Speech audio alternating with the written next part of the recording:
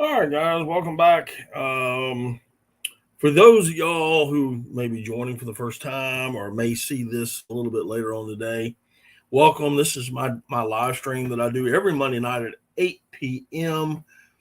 Eastern Standard Time. Basically, right now, it's just chatting and having a good time and catching up with folks from the past week. As this duck season gets closer, we will be talking a lot more about waterfowling and how things are going around the country. Right now, we're just going to wait and see what happens. Got some people coming in the chat hopefully soon. I got one more computer to get set up. We'll be ready to roll.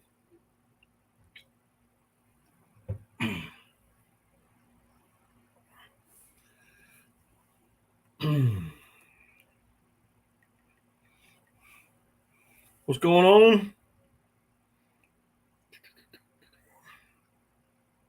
What's going on, Will? How you doing?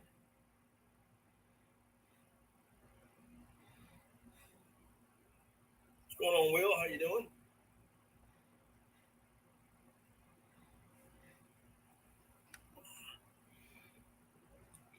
So what's going on with you this week? We all right. Long day at work again. But we're doing all right. Just hanging in there.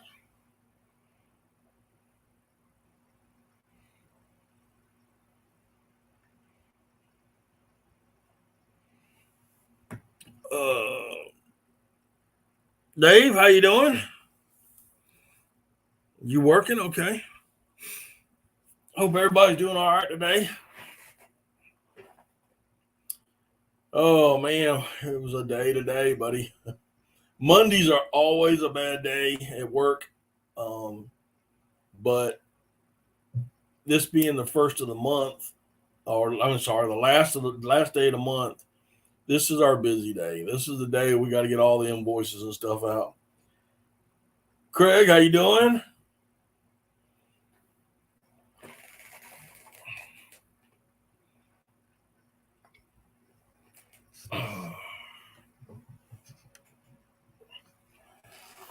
How's the puppy doing? I tried calling you, but I couldn't get through. Just checking to see how the puppy's doing. The yellow one, the new one you got.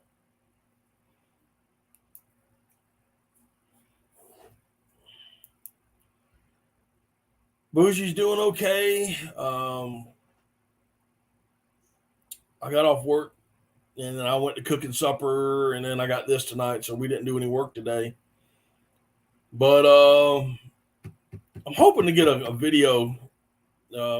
I tried to do the video with the choke tubes, and it was pouring down rain Saturday. For those of y'all that caught my Saturday afternoon live, little pop-up live I did, you knew. My battery went out in my truck. I had to replace it. Finally got it cranked up enough to get me to the store so I can get a new battery. Had to replace it. And by the time I got home, it was pouring down rain, and I wasn't going to go shoot in the rain. Then, so that was that. And I worked all day Sunday.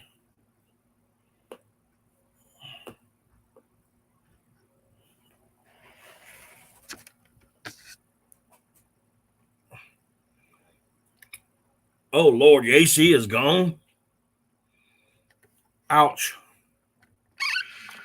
Man, you can't have that. This is the South. This is the South, man. You got to have AC in the South.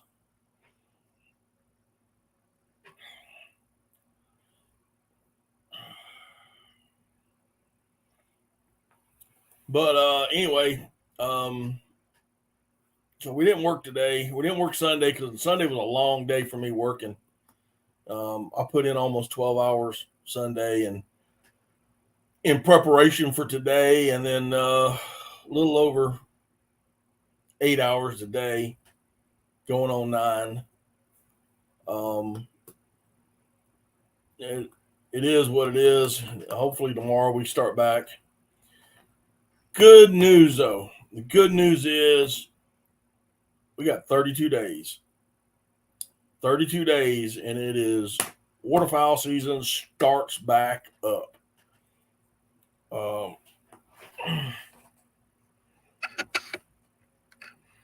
Inside Fan Motor AC Man will be here in the morning.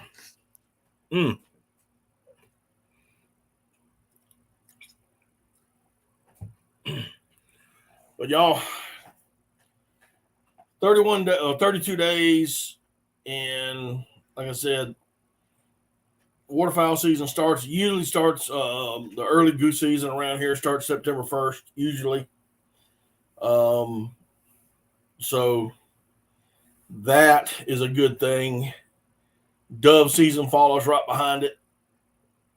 Then early teal, and then early season in certain states start, and it's all starting in September, man. So we got 32 days. Can't wait. For those of y'all that deer hunt here in the South, that's going to open up around August 15th, give or take. Some places will be gun, some places will be archery. Yo, Jeff, what's happening, bro? Glad you could make it.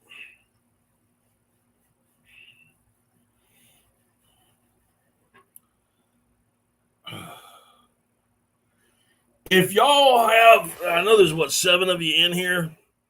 If y'all have a piece of paper and a pencil handy,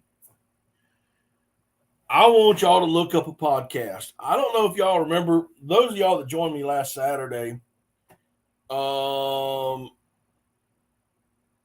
Riley from Hoosier Outdoors. What's up, RD? Riley from Hoosier Outdoors turned me on to a podcast.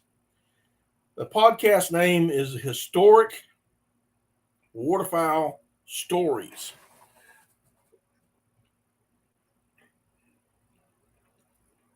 Again, that's Historic Waterfowl Stories. Now, I'm getting it on my Apple podcast, and I think they're all over the place or whatever.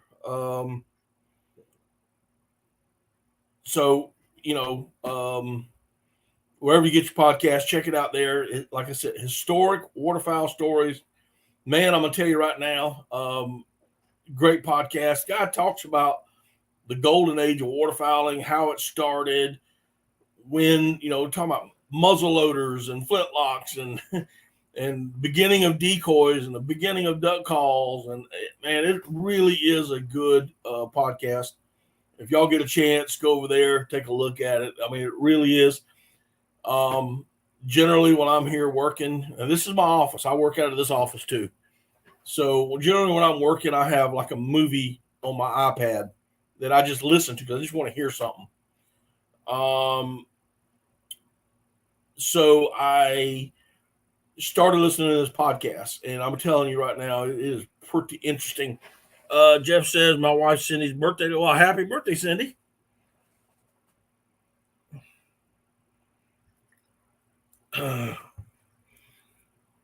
Happy birthday. I seen them, man. I love them. They're great. Yes, they are really good. I heard that RD Reynolds Outdoors is an awesome podcast. I heard something about that, but I haven't been able to check it out yet. He hasn't invited me to his podcast, so I don't know. It may be good. But if you like old waterfowling stories, like the history of waterfowling, I'm telling you right now, man, y'all really need to go listen to it. It's all, it's a podcast. There's no pictures. It's just, it is what it is. She said, thank you. You're welcome.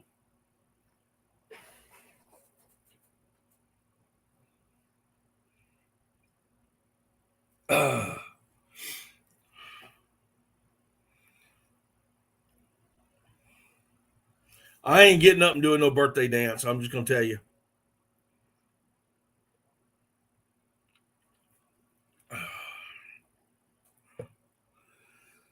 Oh, so hopefully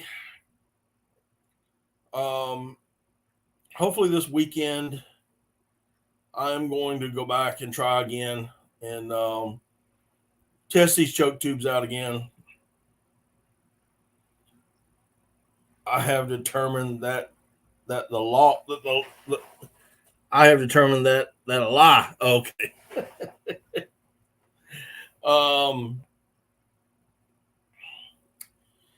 I'm hoping to go out and shoot some this weekend. Get these choke tubes patterned. I did talk to Keith at oh shoot, good Lord, the name doesn't slip my mind. Oh shoot, crap. I'll think of it in a minute. Anyway, I talked to him. He's got a little small ammo company. My mind just went blank on me, guys. Sorry about that. He sent the shells off, the 16 gauge shells off, and they did not test in the lab to his specifications. So he's going to have to rework them. So hopefully we can get y'all to see those. You were on I thought I was on your live stream. I didn't realize I was on a podcast. She said, bummer about on the dance.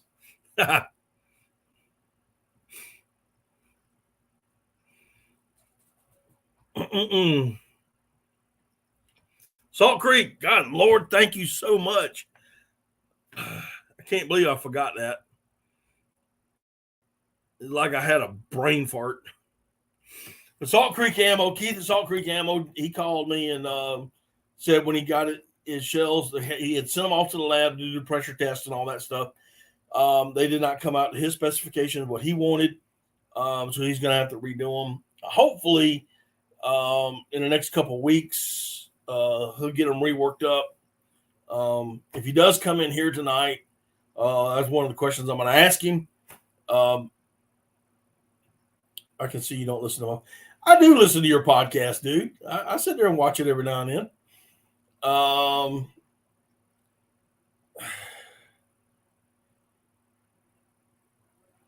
They gave you a shot and you're hurting right now. What kind of shot do you get? Wait, don't worry, like doing. Yeah, ain't that the truth, Craig? So hopefully we can here in a couple of weeks to a month get those shells in and do some more shooting, test out some more shells. Steroid shot, okay. Well, I hope you feel better, buddy. Swamp Rat, what's up?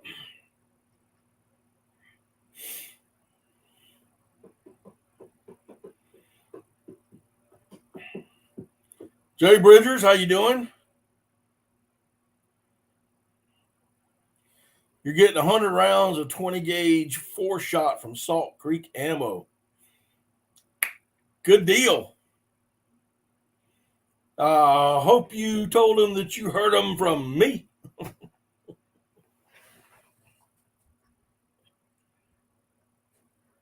All right, man. Well, you take care, Will. Charles Holden, how you doing?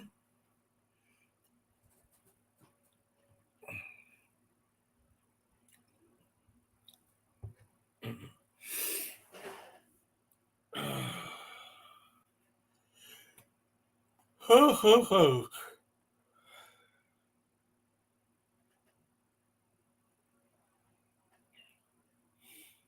I am ready. Got a few more things I'm waiting for, and then I'm going to be ready for the duck season. Woo, can't wait. I want a cold north wind. But, I was listening to one of this guy's podcasts. I wish I could remember his name. I'm bad with names sometimes. But when I was listening to this new podcast that I was turned on to, he did one on the Atlantic Flyway Mallard. And now I've always known this, didn't know the numbers, but those of y'all that live in the Atlantic Flyway, y'all know that our duck numbers are way down. They have been for quite some time. But in the early 1920s, is when they started releasing ducks, releasing mallards. And these are the European mallards. And, you know, they're releasing over. Is like if I heard him right, and I had to listen to it twice, but if I heard it correctly, it was like 200,000 mallards a year that they have released since. It's crazy, and they're not wild mallards. They're not the tradition. You know, a wild mallard. They have that European gene in them. I found that to be very interesting. What's up, Mark? How you doing? So I found that very, very interesting in one of his podcasts. He talked about the beginnings of duck calls, when duck calls started making coming about here in the United States. Decoys. There's so much he's talking about.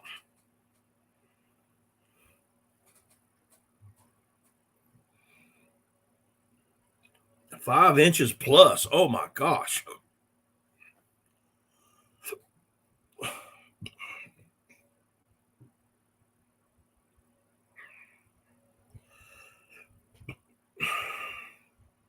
Did y'all get that today?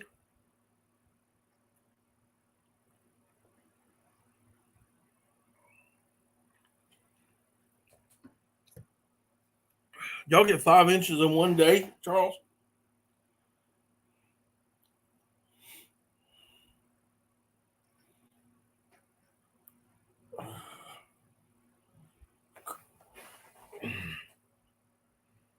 Oh, wow.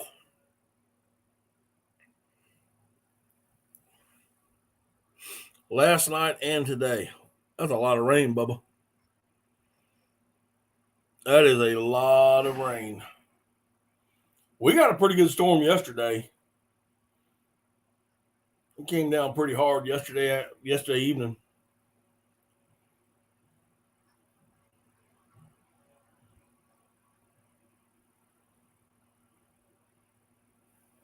Get Artie to send you the video of high-tech rednecks yesterday afternoon. I'm not phone savvy enough while I'm watching. Okay. The ditches are full. I bet the ditches are full.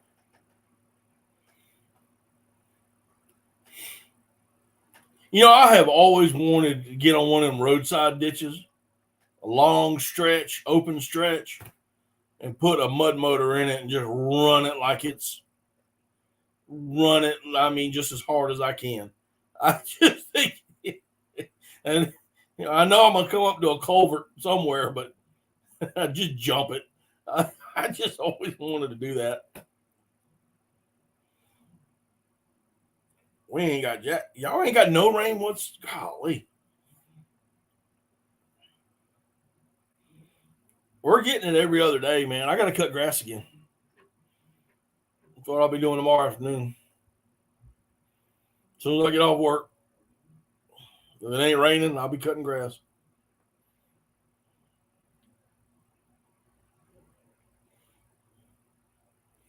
We were in a flood warning when we got up this AM. Wow.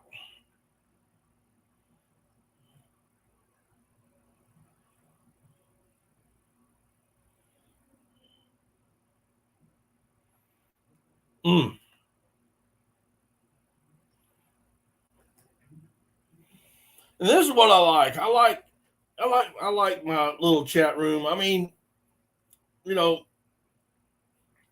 everybody's talking to each other, saying hey, putting out things. This is I like this because it's a place where we can all come here and just chill out and have some fun and talk to each other and catch up on what's going on. I ain't got a thing to talk about either. I mean, just random thoughts tonight, man. I'll tell you.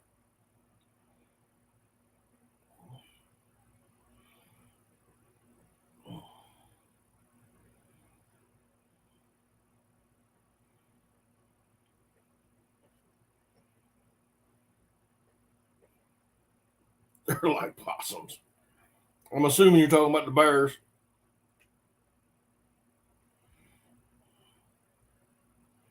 Jerry Bridges, 2.5 over the weekend. Wow.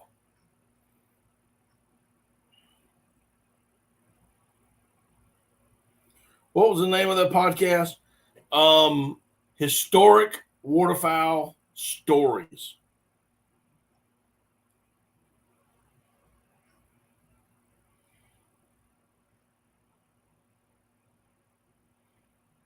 I listened to it yesterday. I'd say about 8 hours yesterday of it, and maybe a little bit longer, and a good full 8 hours a day.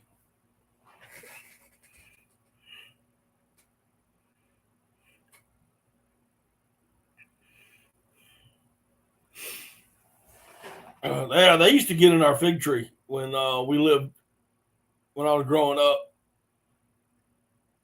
We had we had two big old fig trees, man, and they'd always get in those figs and eat them, and they'd never eat the whole thing. They eat about half of it and leave the rest to go to another one.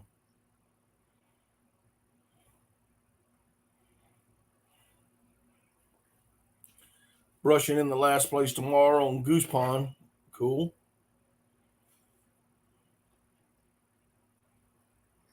Oh, I think somebody wants to come in.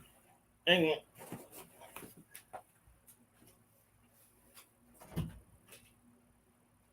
You want to come in? Oh, come on. Come on. We in here talking. We're just in here talking.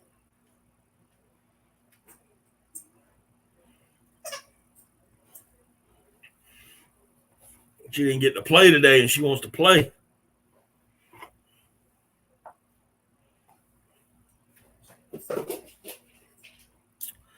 She doesn't care what I'm doing. She just wants to play.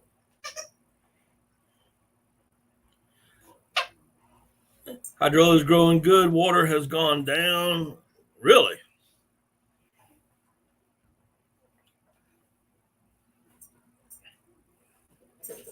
Have you heard any reports of the otter pond?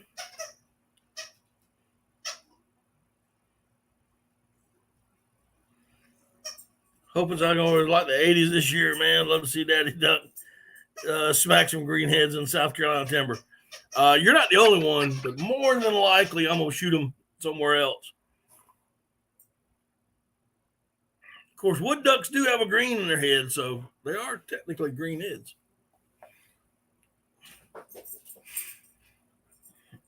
Mallard. Okay.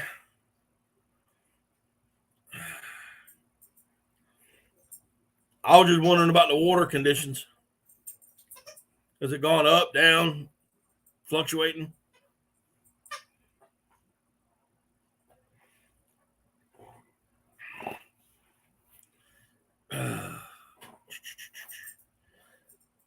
I can't wait, dude. I am so excited. Oh, yeah, it's over there.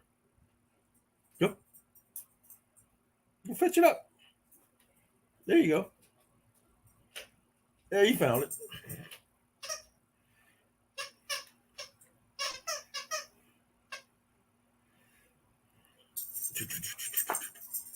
Oh, come here. I am ready for it. I'm telling you. I'm ready for early goose. I'm ready for dove season. I'm ready for early teal.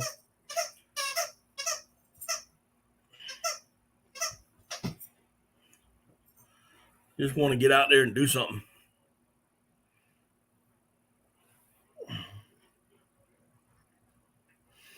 Goose season's going to be hot up here. Bands are shining. Awesome.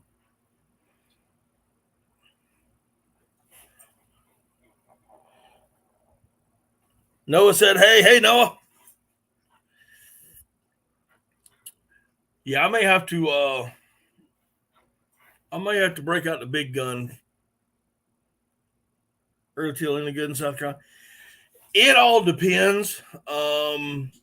There are some places that are pretty hot. Then there's other places that, you can sit there for days and not see anything. But that's just teal, man. Teal are here today and gone tomorrow.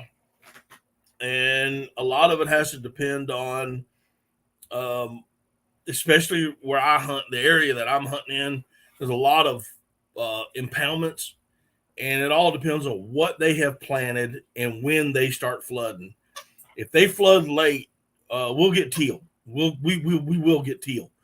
But if they flood early, like they plant rice or they've got smartweed or what have you, and it's already got water on it, those birds are going to sit right there.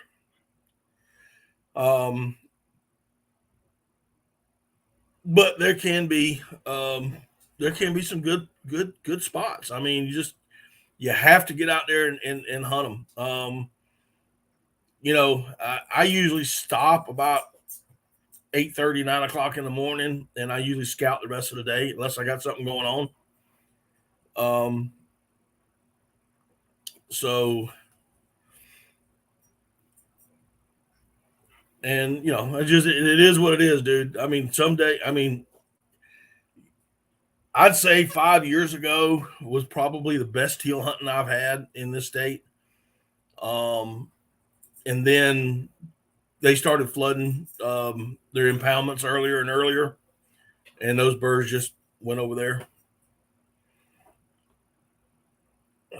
Band's in the parking lot. Jimbo will do a drive-by on them. I bet he will.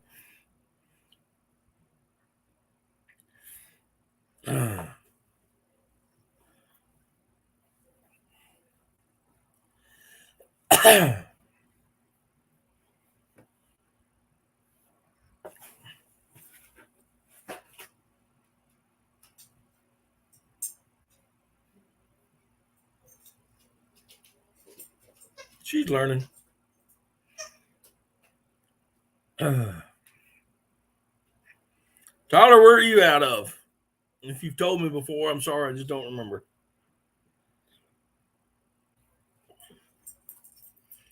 Oh.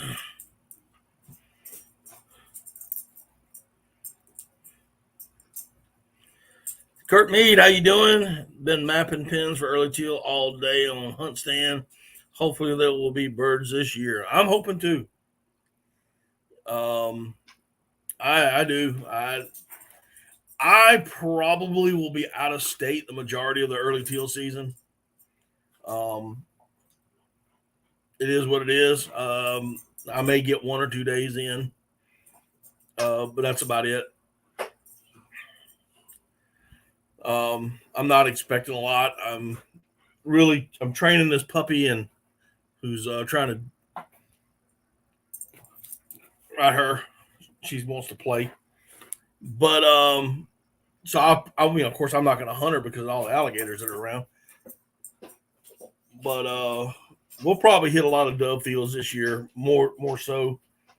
Because everywhere I go to hunt teal, there's usually a lot of alligators, and I'm not putting her in the water. So,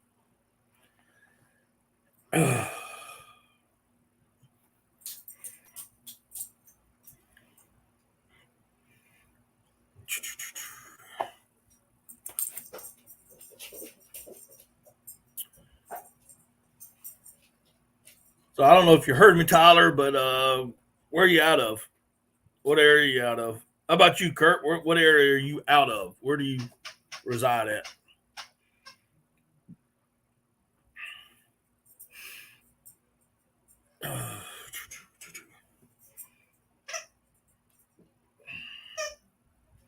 Anti, what's up?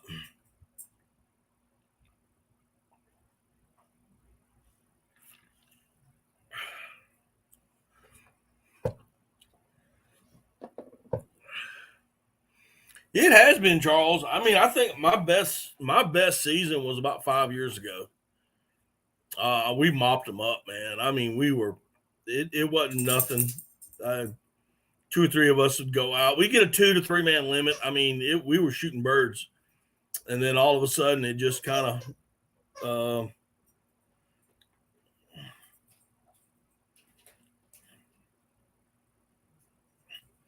You're from the upstate. Okay.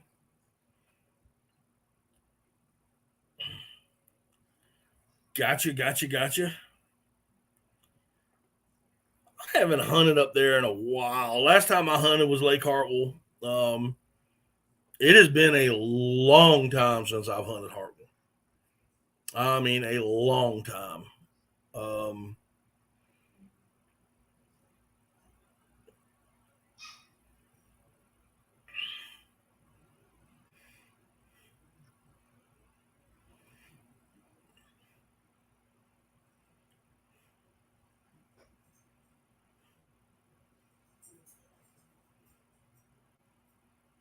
I'm looking for a few double aught buck shells and 3.5s. I also use some 2 3/4 and 3-inch. I have a few brands, but no 3.5s. If you do, let me know. I don't have any, but I can check Simpson's Hardware for you, or you can call up there and see if they've got any.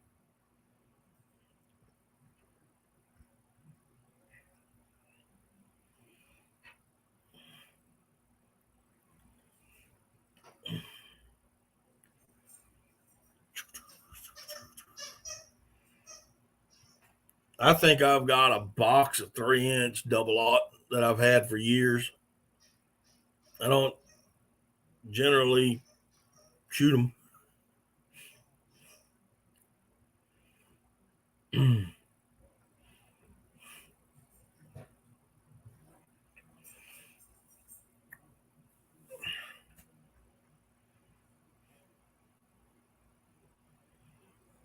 You're in Anderson, grew up in King Street. Okay. I got family out that way. Um,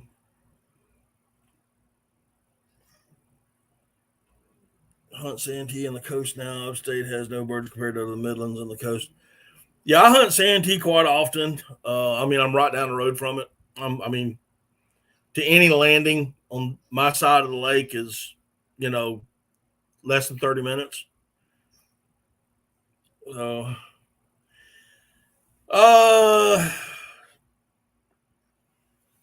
I'm not sure now. I've got 2 things coming up. We got my wife and I have our 35th wedding anniversary this month, and I want to take a trip to the beach. Got a whole choke tube series coming out on double aught. Okay.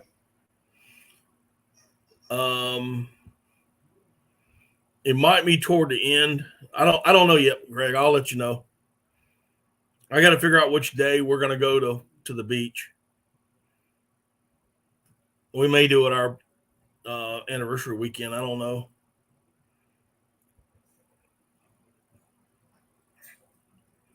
But I would like to come up there before the season starts and kind of goof around a little bit. Come up for a couple days.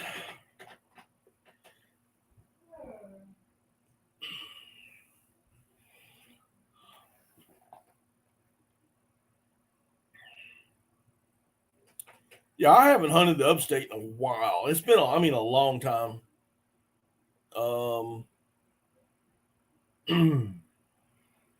And here lately, I've been hunting out of state. I hunted primarily. I think I hunted in South Carolina 3 days last year. That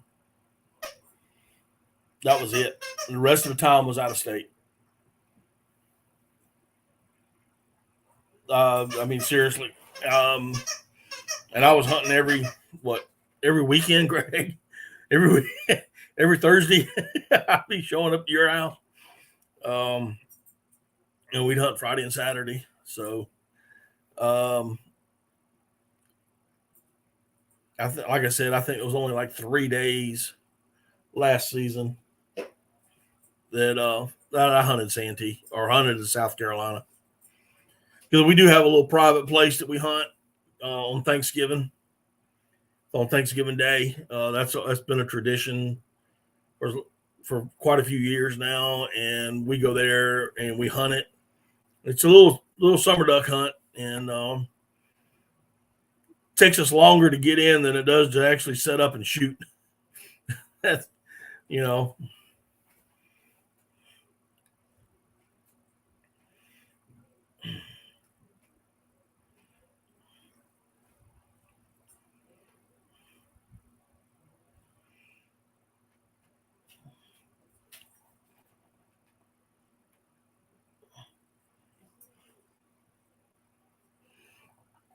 Ooh.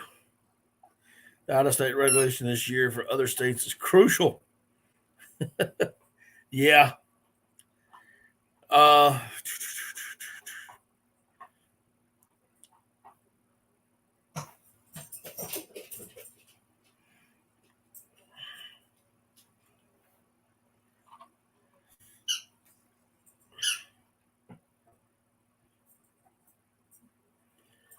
right, hang on, Mark.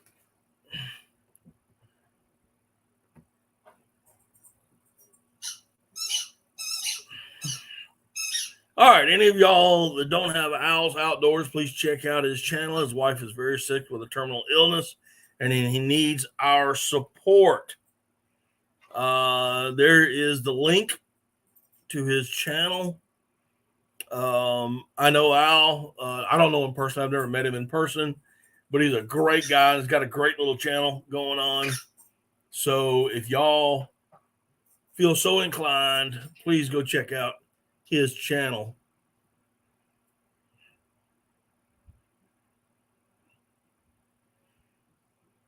Shell Shock.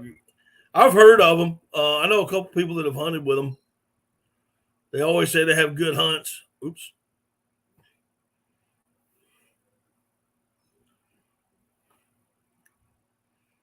Well, if I can get it to click off here. There we go. Let's say Tina. Yeah, we used to go down to Louisiana quite often. We'd go down to Hackberry, and we hunted at the Hackberry Rod and Gun Club. That's the last stop before you hit the Gulf of Mexico. They're right there in the Boot Hill. Really good hunts down there. We used to go down there once, twice a year. We haven't done it in a long, long time. There was kind of a change of hands kind of thing, and we were in good with the original owner. And not saying we didn't enjoy the company of the owners now, of the owners who took over, but we were real tight with the original owner. So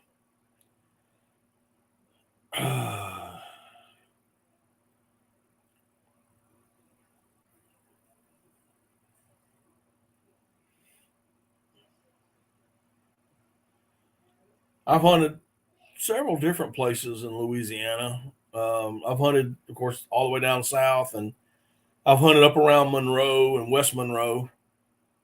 So I've been around. I know they got some great. It's a sportsman's paradise, man. It really is.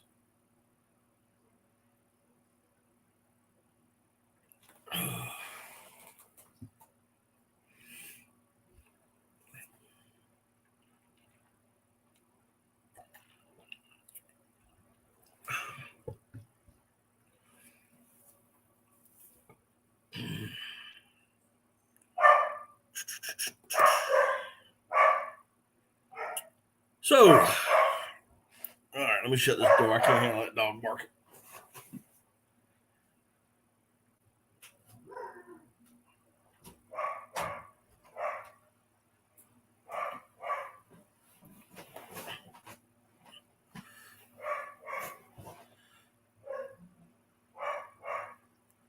Went on a cast and blast last December in Venice.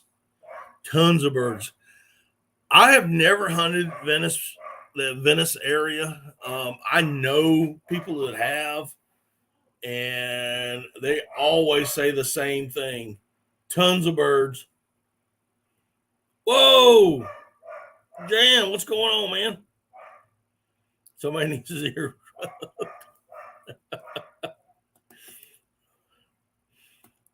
Yeah, she's in there aggravating my wife right now, so my wife can do that.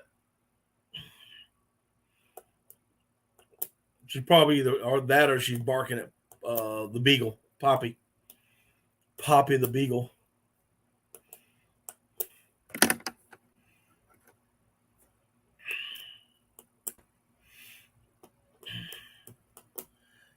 I'd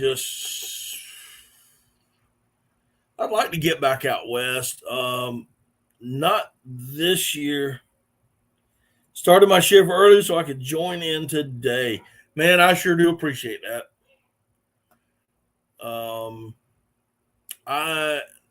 I know that this year's I'm gonna be hunting, like in North Carolina a lot.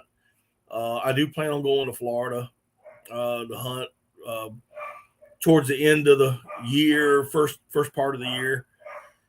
That's the plan anyway.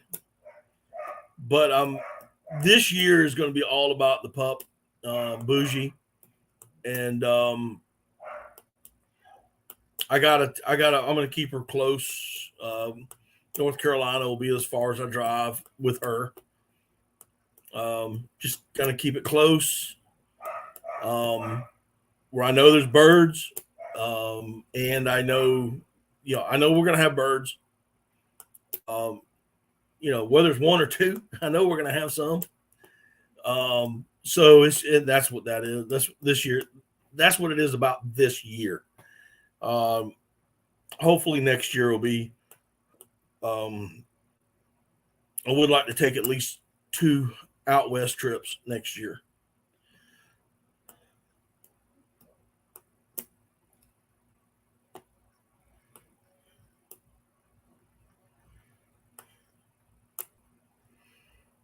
I would love to go with Sandhill Flyways, but that's a long. Where is Sandhill Flyways at? Okay. Hoosier, what's up? Man, listen, the beginning of the live stream, you turned me on to that historic waterfowl stories, and I'm telling you, man, I can't get off of it. I listened to it for 8 hours a day. I'm gonna hate when I end it and I have to wait once a week for it to come back on. Could you put that guy's name back in the chat? What his name is? But that's a great little podcast, dude. Thanks for turning me on. Thanks for turning me on to that. If those of y'all that are coming in here and didn't hear me earlier, Hoosier turned me on to a podcast called Historic Waterfowl Stories. And I listen to my Apple podcast. Dr. Wayne Caputh, I hope I pronounced that right. Kansas and Nebraska. Okay, Jay. And I'm going to tell you now that he talks about the golden age of waterfowling. And I'll put the link in here. You did? I didn't see it. I did not see it. Oh, Art, I don't think you can put links in, RD. Hang on a minute.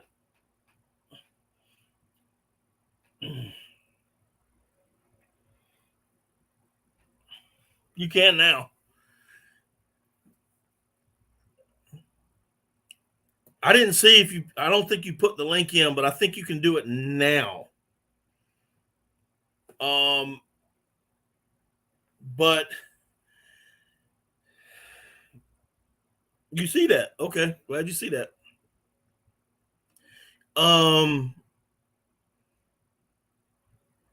If you want to hear about the old days, I'm talking about the old days, guys. I'm old. I'm 58. But he talks about the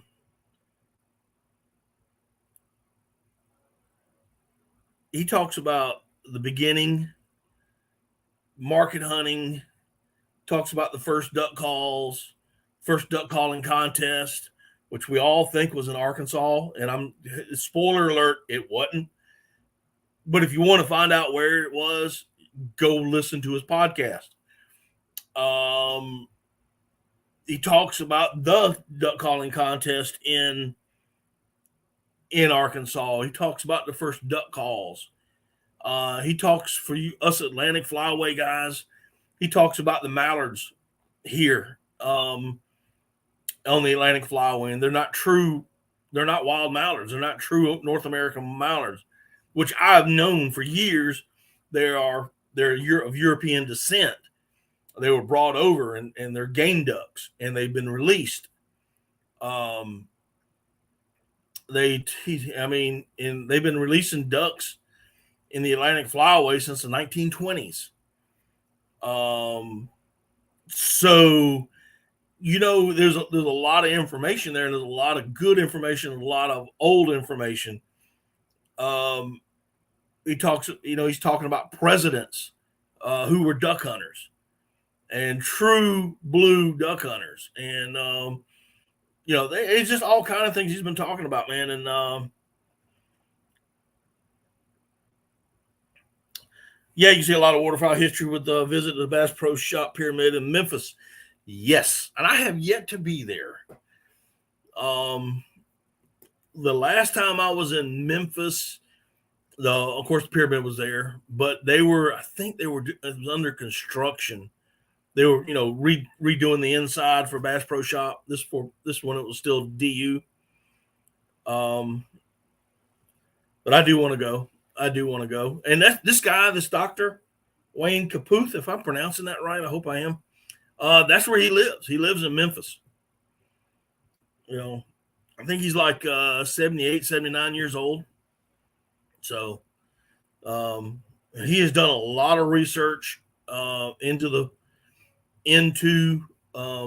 history of waterfowling. He's written several books. He's got several, of course, his podcast. He's been in several magazines. Man knows what he's talking about, simply put. And if I had half of his knowledge, and I know a lot, but if I had half of what he knows, I'd be a real smart man. That simple. And I know a lot. So, if y'all get a chance, go check him out, dude. And if you happen to get to a place where you can leave a message, tell him you heard him from me. Give me a little plug every now and then, would you?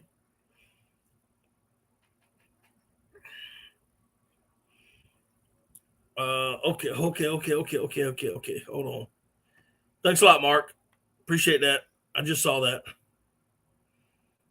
Let's see. I thought that was a live stream, RD. I didn't know that was a podcast.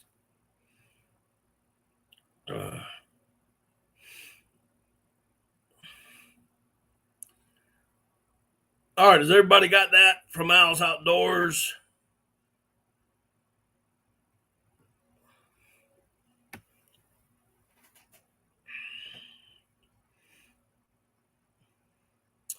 So, who went to the Delta show? I know one of y'all went, and I can't remember who.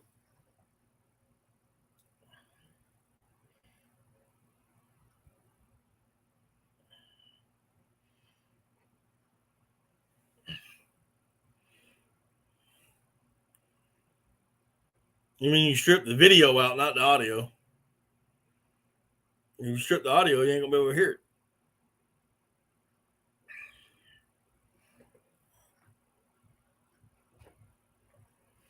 Yeah, maybe we'll go next year.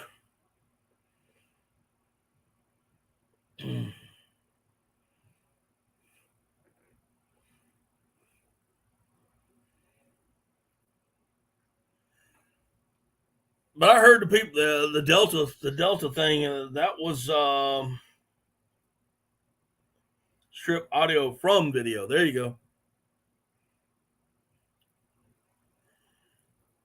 I heard the Delta thing was a huge, huge success. Wish I could have gone. May have to wait till next year.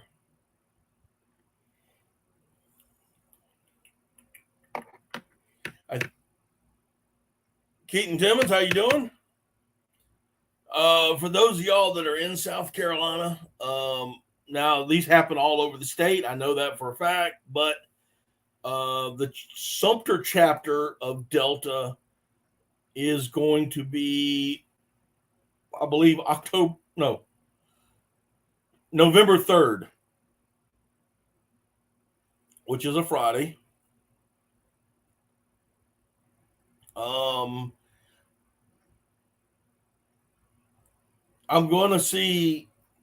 I even though I'm a member of Delta, I'm not on their committee, but I may see if I can't get one of the guys to either come up on a live stream or either send me some information so I can post it up.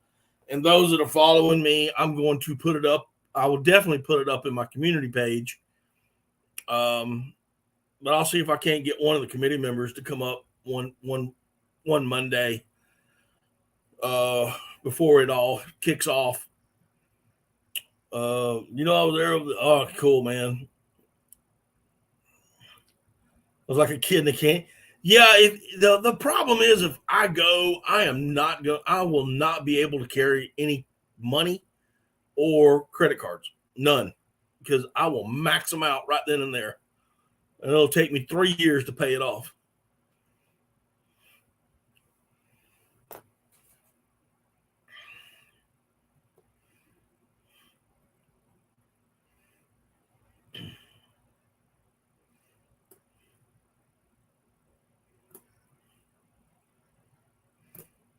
That's how that would work.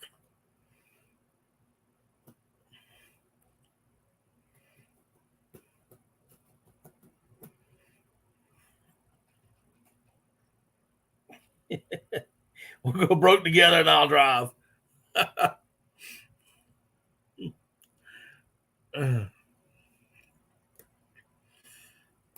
Yeah, I mean,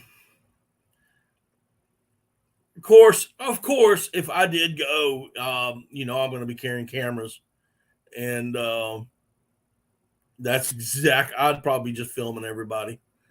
I would. I'd just be filming everybody.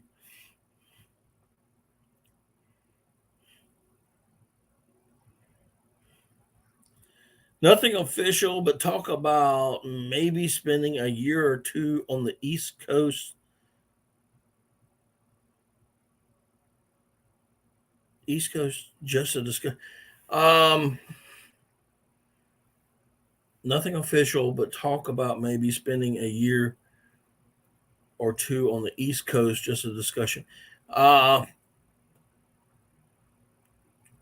All right, maybe my brain's just not working, Jan, but I'm not quite sure I understand what you're saying.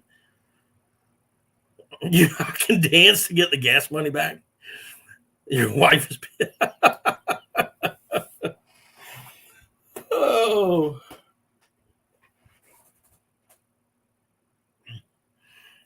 Oh my gosh. A lot of stuff is there just to set up to showcase their new products. Yeah. Unfortunately, RD, I can't dance, and it would be a lot of dancing for me just to get gas money back.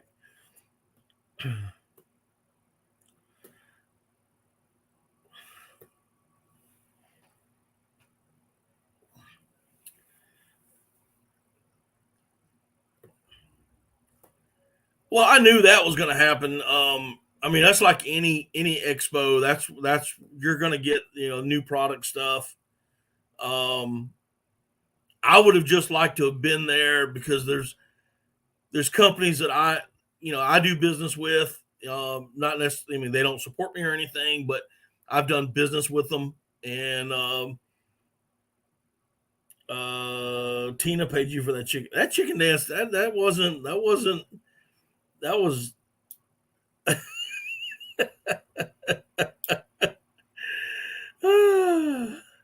was a stupid dance. I was a sit down in a chair fat man dancing. That's what that was. Sorry, talking about the expo setting up East Coast. Oh yeah, that'd be nice. It would be. I mean, it really would. But here's the thing, dude. And I'm just going to be quite honest. And if you're going to talk about where your money goes, all right, mallards sell. It's just that simple. I mean, you take my channel. I if I shot mallards every time I went out, if we shot, if we had mallards just dropping in and good footage of mallards and just coming into the decoys all the time here in South Carolina, this channel would explode and go crazy. But we're on the East Coast. Out west, that's where they got the mallards at. And that's where they need to set up, because that's who they're selling the majority of their stuff to. That's what they're getting. They got to have those mallards on the strap to sell their stuff. And it's just, and honestly, that's just good business sense. It's just really good business sense to have it out there. I'd love to have it on the East Coast. I would love for them to bring it to the East Coast. South Carolina, North Carolina, Virginia, those 3 states right there, where you're in the middle of everything, preferably South Carolina, so I don't have to drive so far. But, the fact of the matter is mallards sell stuff. If you want to have a good clothing line, you need to have mallards on the strap. Wearing that camouflage, holding a handful of mallards, that's going to sell. You want to sell decoys?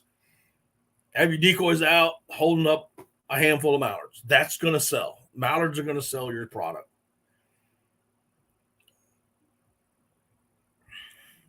Strap full of woods, can't beat it with a stick. Hey, listen, wood ducks are the best eating duck out there. I agree 100%. But they're not going to sell anything. Your pure mallard hunters are not going to shoot woodies or summer ducks or wood ducks or whatever you want to, squealers or whatever you want to call them. That's, even though decoy companies do sell wood duck decoys and there are wood duck calls, and I am a firm believer in both, you're not going to sell a lot of it, except for the Southeast. South Carolina, North Carolina, South Carolina, Georgia. That's where you're going to sell your wood duck decoys. I've been asking, used to be Lifetime decoys. Now they're Heyday decoys. I've been at, when are y'all coming out with wood duck decoys? Because I'll buy them. And not that they wouldn't, or not that they're not going to, but there are other duck species of decoys that they could bring out and sell a whole lot better than wood ducks. Delta does recognize the historical value of duck hunting on the East Coast. Yes, they do. Up and down from, New York, great waterfowling area. Chesapeake, coming down, you got the Chesapeake Bay, you got the Potomac River, you got the Outer Banks of North Carolina, you got the coast of South Carolina, presidents, U.S. presidents, and high-powered people from across the country have come to the East Coast duck hunt. I know that.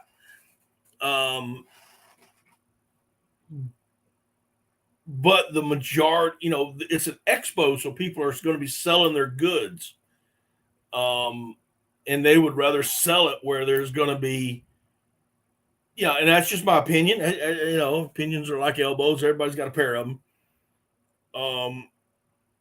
I just think that they're gonna stay out there. If they do come, I'll be surprised. But I think they'll stay out there. I think they'll stay out west into the more traditional mallard areas, Mississippi and Central Flyways, Arkansas, Missouri, Kansas, Louisiana, that area.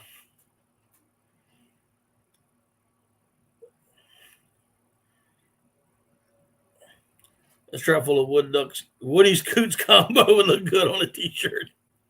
Yeah, they would. Yeah, they sell Coot Mergansers decoys. Yeah.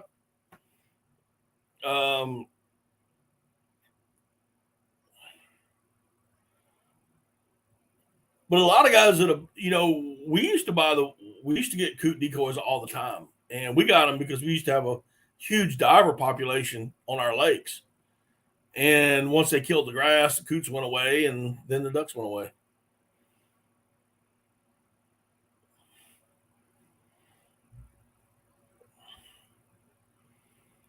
But here's my pro tip. Here's my pro tip for the night. You want to shoot more ducks in open water? Put out some coot decoys and put out some goose decoys. You'll shoot more ducks. There's my pro tip for the night. Yeah. You can get yourself a dozen coot decoys, and you don't need a lot of goose decoys. You need like 4, and put coots, intermingle your coots, and put your geese off to the side. Intermingle your coots in with your duck decoys. Yep. If you're hunting open water, you're going to kill more ducks.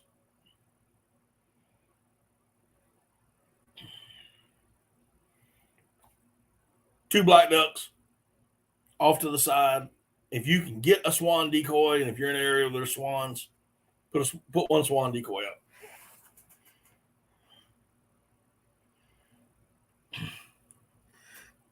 Tell y'all there, don't forget to send him that video. We have not done it yet, Jay. I was going out Saturday, and I had truck issues, and then it started pouring down rain. I am hoping to get this video done this week or this weekend.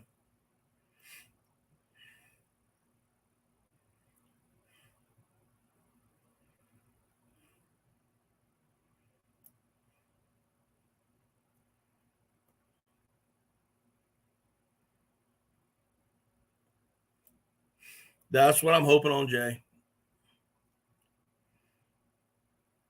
I have not forgotten. No, I have not forgotten at all. It's pouring down rain Saturday, and I couldn't do it. Bufflehead, the official duck of coastal North Carolina. Hey, right there. There's a Buffy decoy. Right there. Can't promise we spend 2 years and move around, spread the wealth, and recruit new members all over. Yes, sir.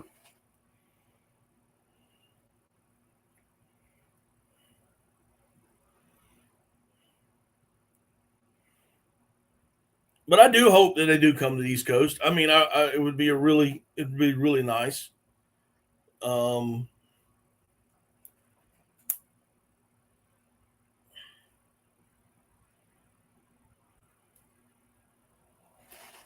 I have done that, Jan. I figured that out 1 year where we got Tyler Fields and another boy in here. I believe his name is Kurt. They live in the upstate of South Carolina. The last time I hunted up there, we were going up there for the late goose season, and we had 1 day of regular duck, and the rest of it was going to be goose. So we carried nothing but goose decoys with us because we, didn't think we were going to get into any ducks whatsoever. Because we hadn't had any good reports, but the geese were everywhere. And we got up there and we did nothing but put goose decoys out. I didn't even have a duck call. And we had mallards just in all 3 days we were there. We could only hunt ducks 1 day. And the 3 days that we were there, of course, we shot our geese, but that 1 day we shot mallards and geese over a goose spread and no calling whatsoever.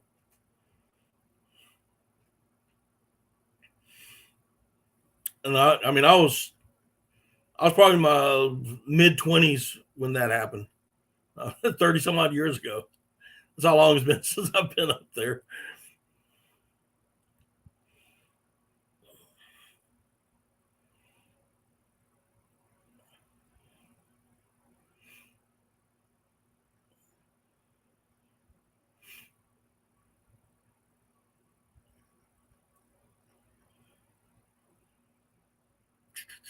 If I didn't hunt the swamp so much, I would probably put geese out a lot more, but we just don't have any geese coming into the swamps at all.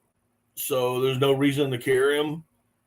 But I think this year, when I go up to North Carolina, there's a little spot that we hunt, and I may carry one or two, put in the spread.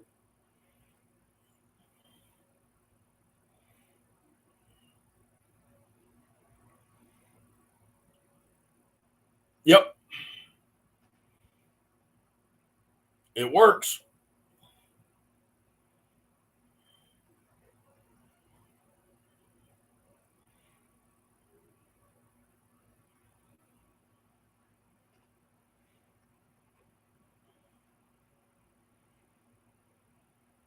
It works. It works. It works.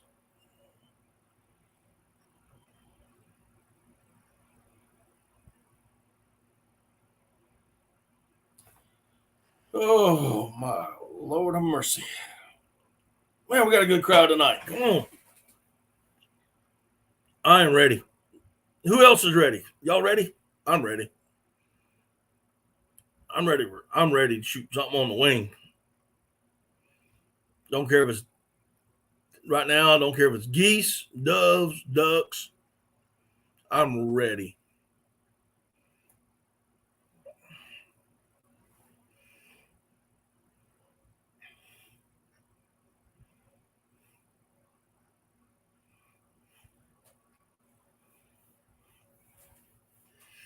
I am so ready.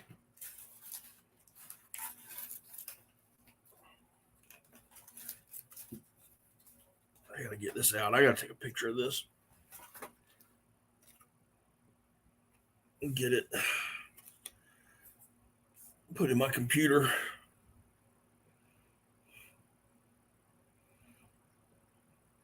I'm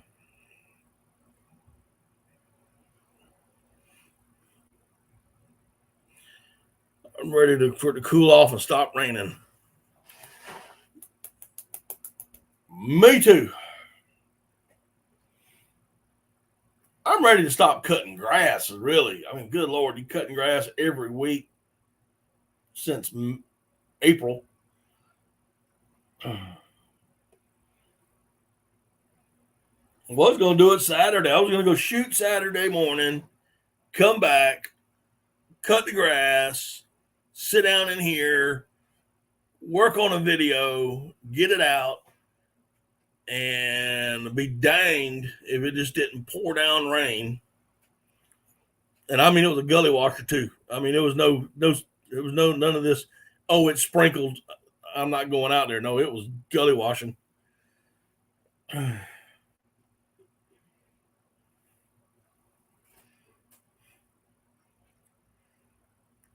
Hunting Arkansas and Kansas public this year is going to be real.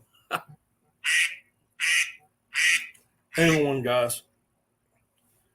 Hey, I'm on a live stream. I'll call you back later.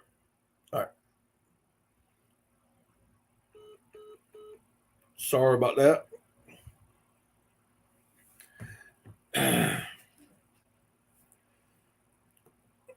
Yeah, Lord.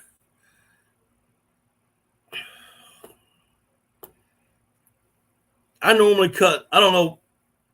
I cut my grass on my lawnmower. I set it at 2.5.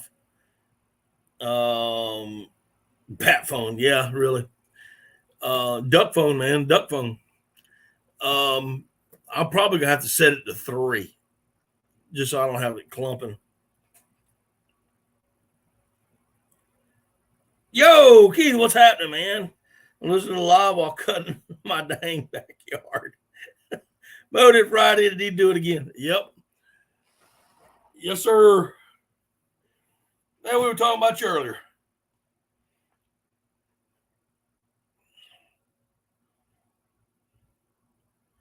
We got a little rain shower lately, and the pond is looking good. Chain or Sitka waders? Either one if you can afford them, but right there. Those are high and dry, and I wear them. I've had those for 4 years with no leaks. Breathable waders, love them. Love them.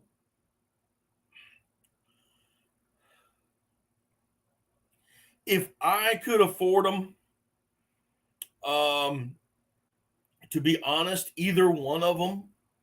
But when it comes to the camo patterns, I do not like the traditional Sitka camo. I do know that they make a solid brown wader.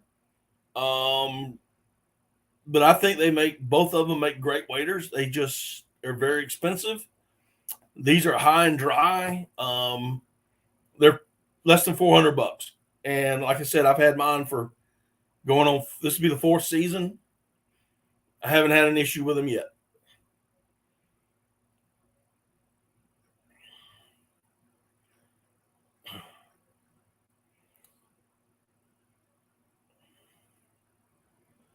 I've not had an issue with them yet. I love them. And now the High and Dry is coming out with a zippered wader. They're taking orders come August, from what I hear. So come August, you can start placing orders if you want the zippered wader. And they're going to be around $500. So still half off. Now, I will say this about the High and Dry wader. They're not insulated. The boot is. You can get up to 1,500 grams, 15 to 1,600 grams in the boot.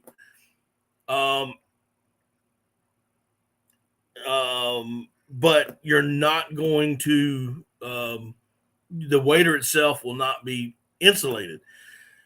But if you layer correctly, I had some very cold days last year, and I mean, my hands got cold like they always do. My ears got cold, but I was warm for the most part. But you got to layer correctly. I wear breathable long johns. That's my base layer. After that, I put on a pair of fleece, and then a little light jacket, and then my duck hunting coat goes over everything. So I just feel like I kill more ducks when I have on the Sitka. Okay. Hey, if you can afford their stuff, they make good stuff, dude. They make great stuff. I just don't like their camo pattern. That's it. I believe Jan said it earlier. I am a natural gear guy. I love the camo pattern of natural gear. It blends everywhere I've been. It just blends, and that includes marsh. It just blends. It's just the way the pattern is, big blotchy, and that just blends in a lot better. I hunt a lot of timber. I hunt a lot of swamps, so it just blends in a lot better. If I wasn't wearing natural gear, I'd probably wearing, and I still have some in my closet over here, probably wearing bottomland. And if I could get the original bottomland, that's the pattern I really like. But if I can't get natural gear, then I'm wearing bottomland as far as camo goes. Grandpa has a veteran discount of 40% off. That's the reason I'm a veteran as well. I just don't. I just don't like the camo pattern. And I can't afford, to be quite honest, I can't afford $1,000 wader, even with 40% off. And I know, and again, High and Dry has always been, ever since I found them 4 years ago, that they've been a go-to wader, man. I've tried a lot of waders, a lot. I've gone through a lot. I went through in a three-day period. I went through 2 pair of banded waders, brand new, out of the box. Put them on, leaked. Put them on, took them back. Took them back that day. Got another pair. Walked into the timber, leaked again. But High and Dry, They're made. They're made real well. They're still most waders are when they're doing the taping for your seams. There's either 2 or 3 tapes on them. High and Dry puts 5.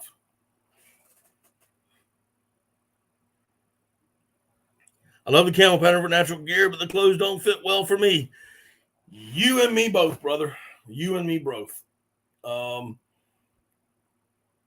I've got shirts in here that I bought that are brand spanking new. Bought them extra huge, and they don't fit. They don't fit. That's that. But I just like the camel pattern.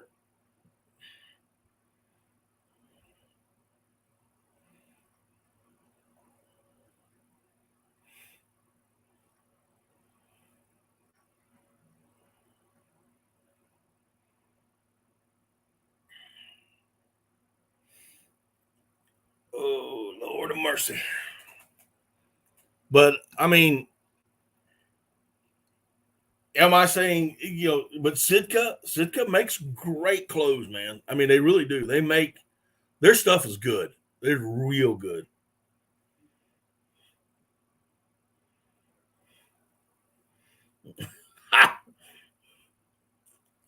Yep.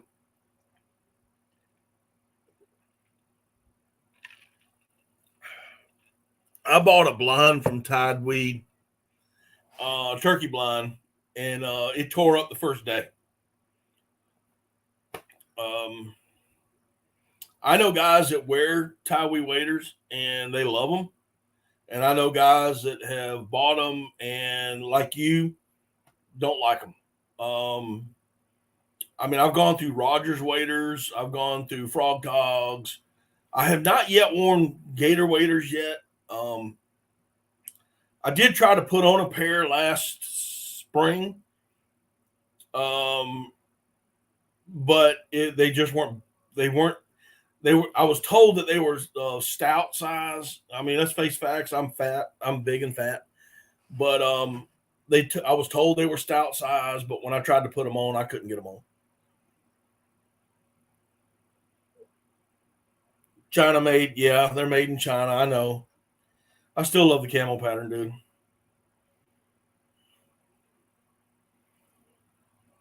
I wish they would bring it back to the States. I just know the textile industry is, just, especially with our economy now. But we're not going to get there. We're not going there. Um,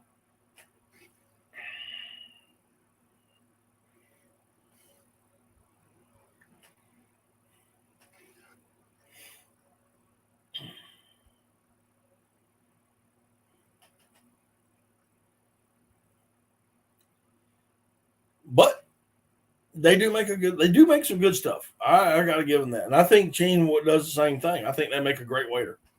I have yet to wear theirs, but I think they make a great waiter. People I've talked to that have a pair, they love them. But again, it's that price point, and that's what gets me each and every time because I'm pretty rough on equipment, and if I put on a pair of $1,000 waders and I walked into that beaver swamp and I hit a stob and it rips my waders completely apart, I would be heartbroken to know that I just spent $1,000 on a pair of waders that got ripped. I don't feel so bad if I spend $400. There's still a great wader if I rip those. Does that make sense?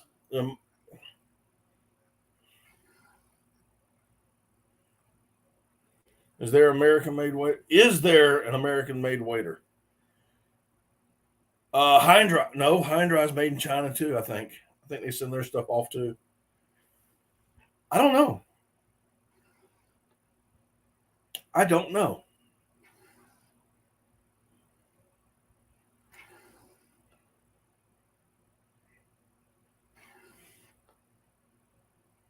I don't know, Jeff.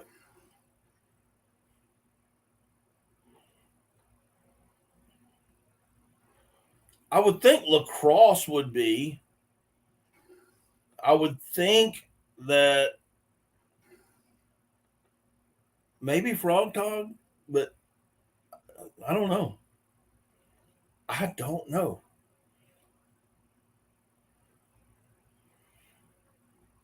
I don't know how to answer that.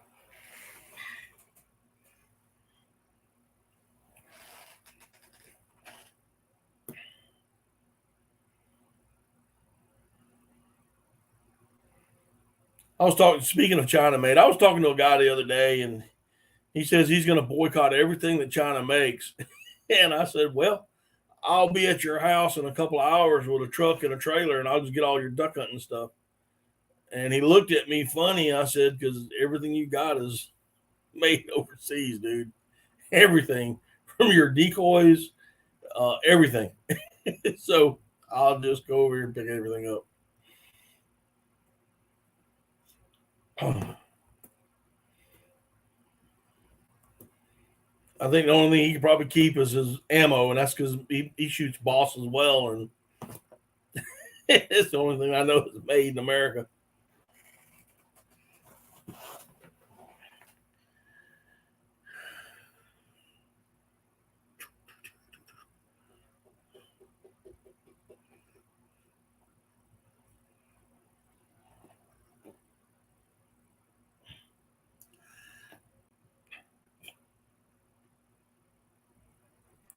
Well, Jeff, are you taking your wife out to supper tonight, or y'all going to do that later on?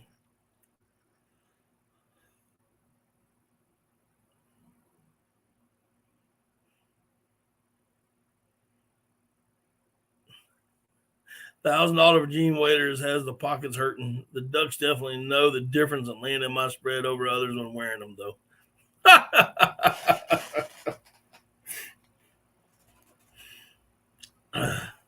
Pretty hard to find something that is not made in China. You got that right.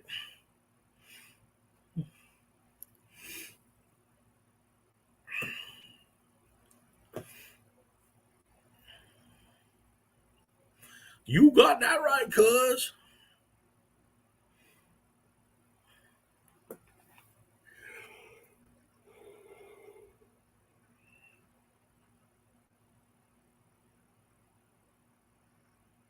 Chi-Com decoys, yeah.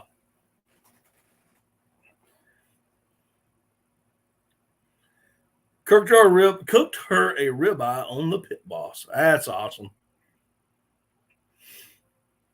We did meatloaf tonight. I took some deer meat out the other day, and we had the grandbaby over, and we were going to do spaghetti. Then things happened, and we ended up just going to pick something up, and we were going to have spaghetti tonight. And I actually got off work kind of early. I got off work around just after 5 o'clock, and I was real surprised. And I had a hankering for a meatloaf, so I took deer meat and chopped up some onions and whatnot, and put a little barbecue rub on it and some W sauce, and made myself a meatloaf. Cooked up some potatoes and had some field peas and snaps. Fresh sliced tomato. Salt and pepper back with a little bit of Duke's mayonnaise on top of it. Oof.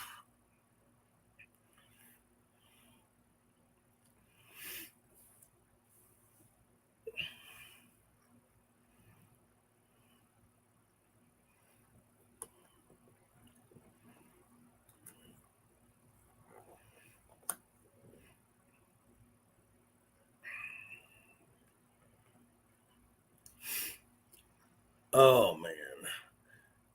Yeah, here in a couple of weeks, my wife and I are going to be celebrating our 35th wedding anniversary. And trying to decide where we want to go out to eat.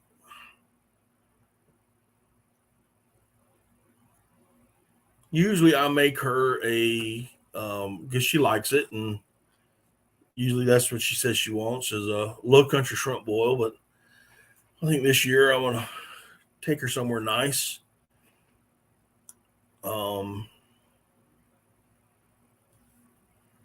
have us a nice dinner somewhere.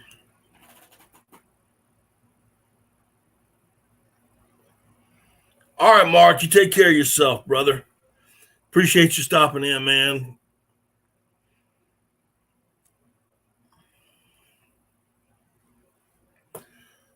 So that's what we're going to be doing here in a couple weeks. May head down to the beach as well for the day.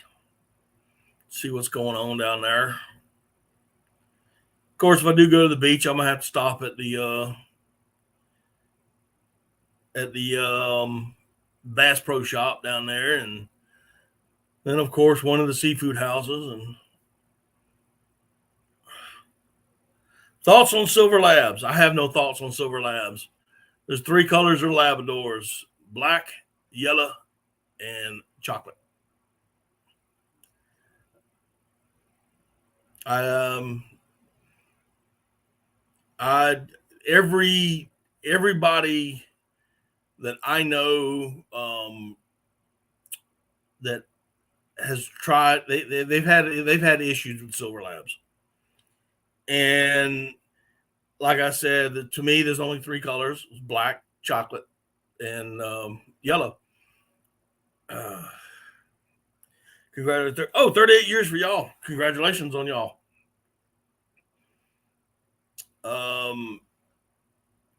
The only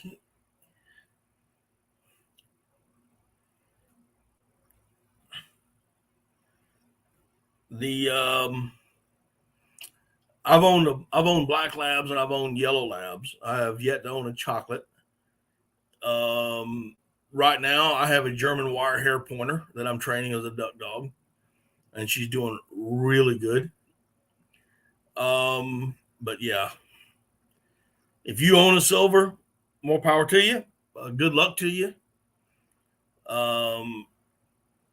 But no.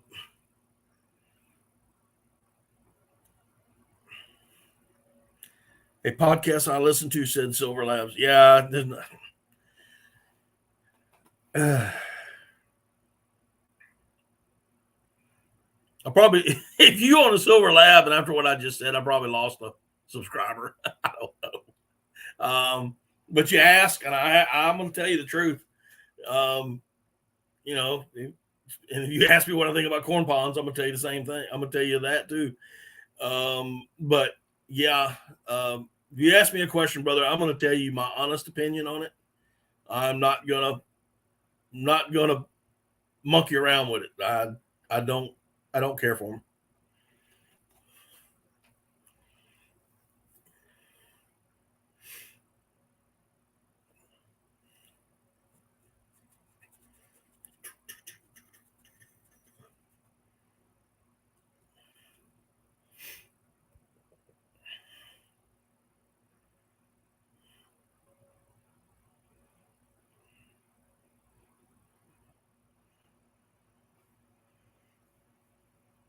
Mm-mm-mm.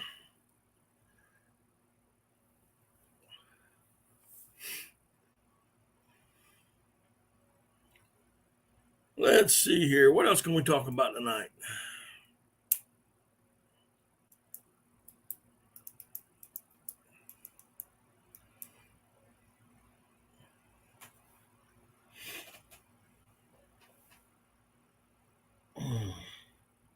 Bougie's doing good. We're working right now on whistle, hand signals. I got her going left and right. Yeah, but there's a difference between a Weimaraner and a Silver Lab. There's a totally different thing between a Weimaraner and a Silver Lab. That's 2 different dogs. And you're right, trainer makes a dog. But you know, if you have a Weimaraner, I think Weimaraners are great dogs. I most certainly do. I think they're a great dog, but they are totally different than a Silver Lab.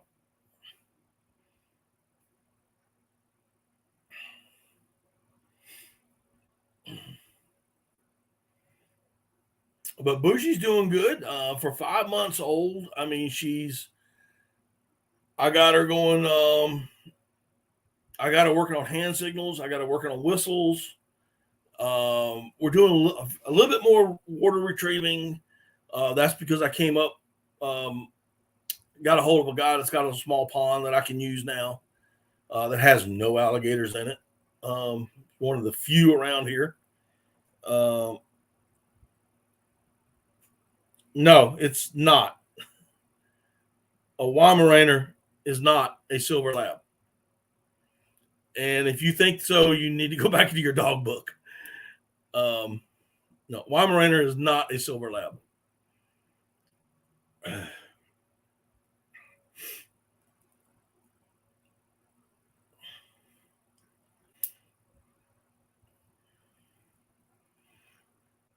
And if you got it, I mean, I personally don't like silver labs. Now, also remember this: you made a statement earlier that a trainer makes a dog. You're 100% correct on that.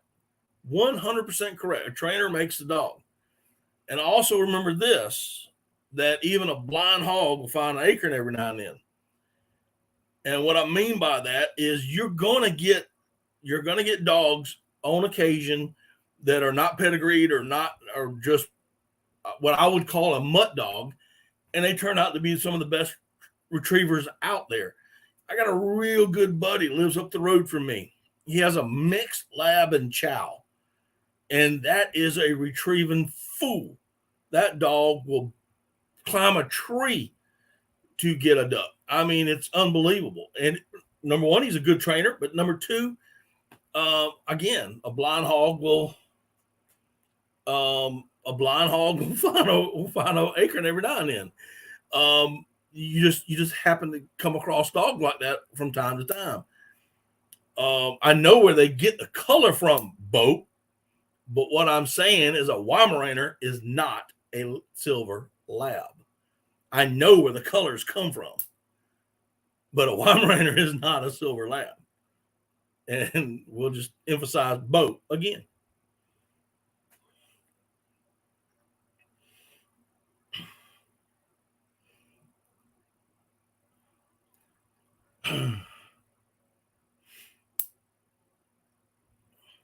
But like I said,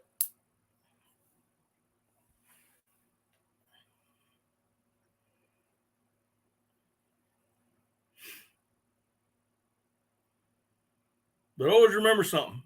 Always remember something about me. You ask me a question, I'm gonna give you my opinion on it, and you can either like it or not like it. That's up to you. I'm not gonna stop you. And if you want to have a silver, or, that's fine, dude. I don't care. But if you ask me what my opinion is or my thoughts on it, I'm going to give you my honest opinion, and that's where it's going to go. And we can have a civil conversation and have a good time with it, and that's fine. I ain't got no problem with that.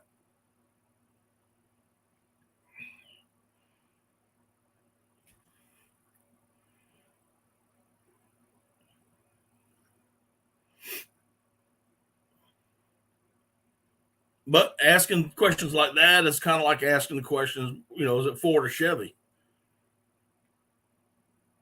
What do you like? And if you like your dog does good for you. Hey, good for you. Great. Awesome.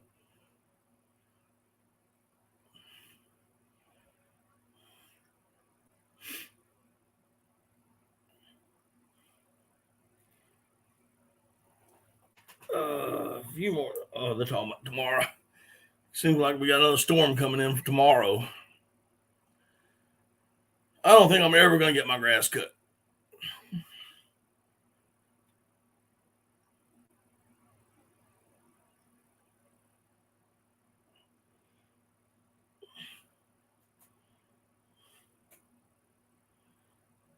GMC all the way. I've owned a GMC. I like GMC, but I do love my bow tie. I'm going to tell you straight up. I love my bow tie.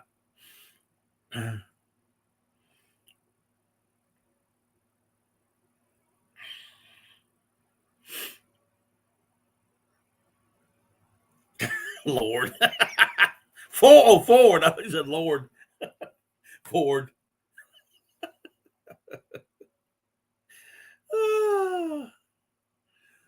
Oh, Lord.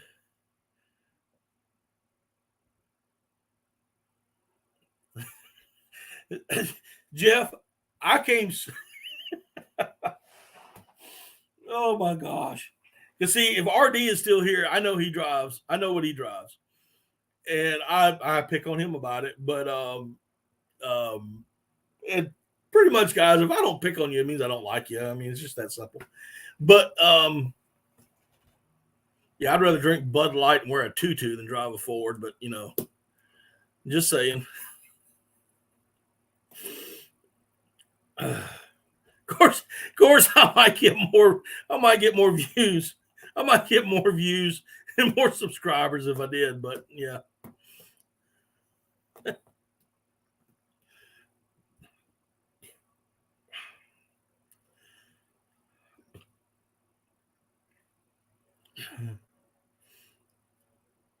Oh, my Lord, have mercy.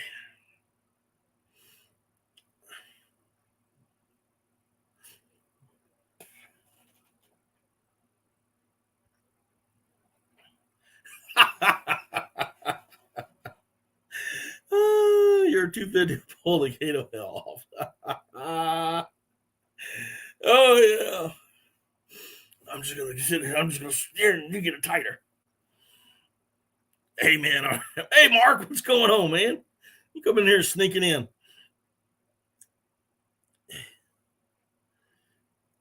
Todd, you better still load my shells right.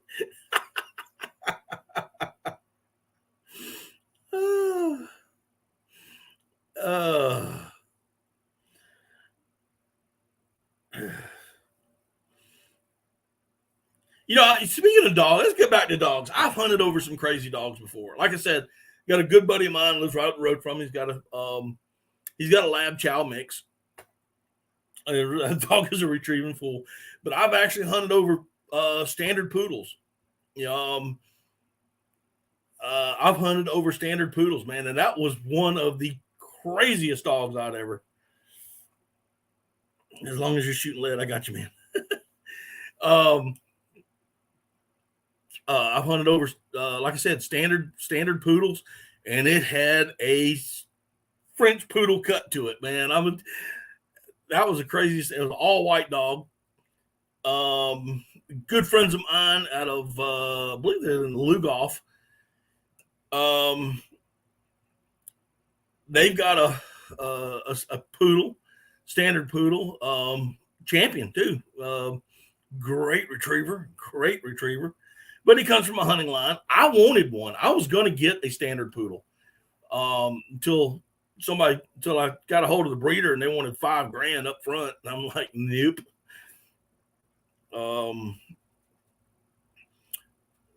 I said, nope, I can't afford that.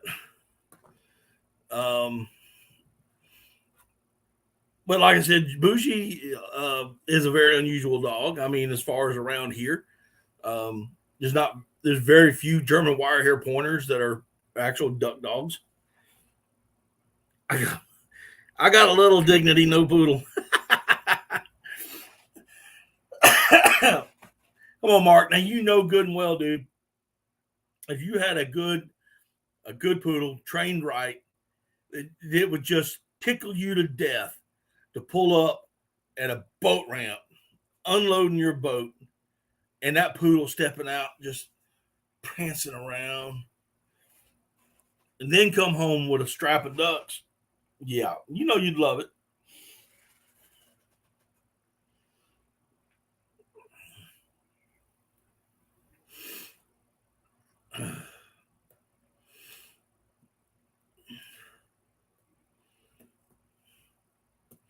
I know a guy with a lab boy can mix. Dang dog is super smart. Yeah, like I said, there's some crazy combos out there that dogs have come out to be really, really good. I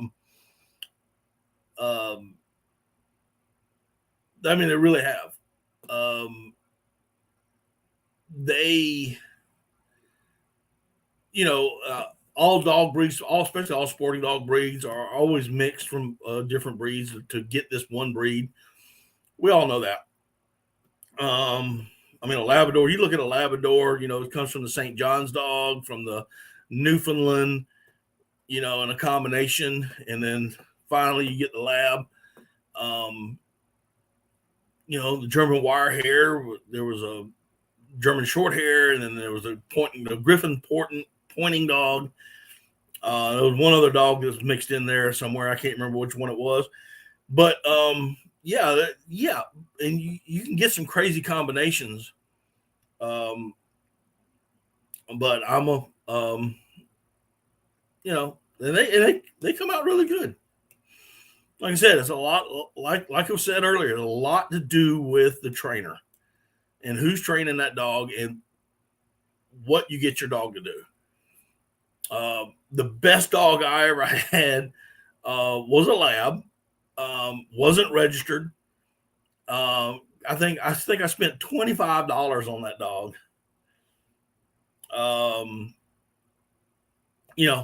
I think I paid $25 for that dog. Ended up being the best dog I ever owned in my life. And I can honestly say I've had 3 dogs in my lifetime that I consider they could have done better things had they had a better trainer, and I was their trainer. So but they could have been better. We got a Swamp Poodle now, a Boykin. Yep, I like Boykins.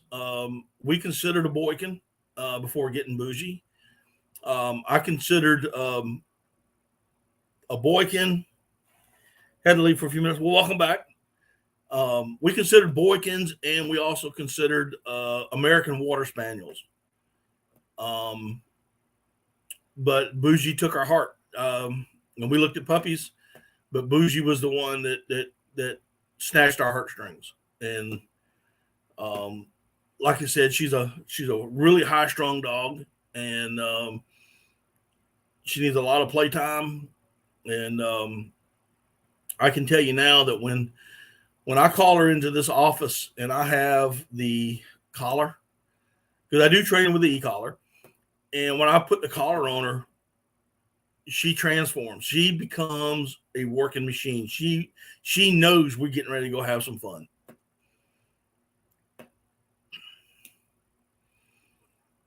The only thing I cannot get her to do is to get into a kennel.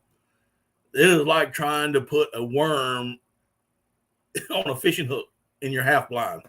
She does not want to go in a kennel. Sometimes a pup picks you. Yep. And that's the one you got to go with. I think when a pup picks you, that's the dog you got to get. That's the dog. E-collar, brains in a box. Yeah. I tell you, with a runner like what we have at this point, the German wire hairs are runners, and they're wide ranging dogs, especially for bird hunting. There's a lot of safety issues because I put her in the side yard, and we have the backyard's fenced in, but the side's not. And she'll take off for the road. And even though we don't live in a high traffic area, there's always that one fool that'll come around at a high rate of speed. And that collar is, it's just an extension of me getting her back to me. I try to take her out to a big, wide open field once a day and let her just run. I mean, I send her, and we just run. I'll run her until she goes back to the truck and climbs up under the truck to get out, to cool off. That's when I know I've had a good day of workout with her. Amazing a shot caller double the IQ. GMC drivers. Oh Lord, here we go again.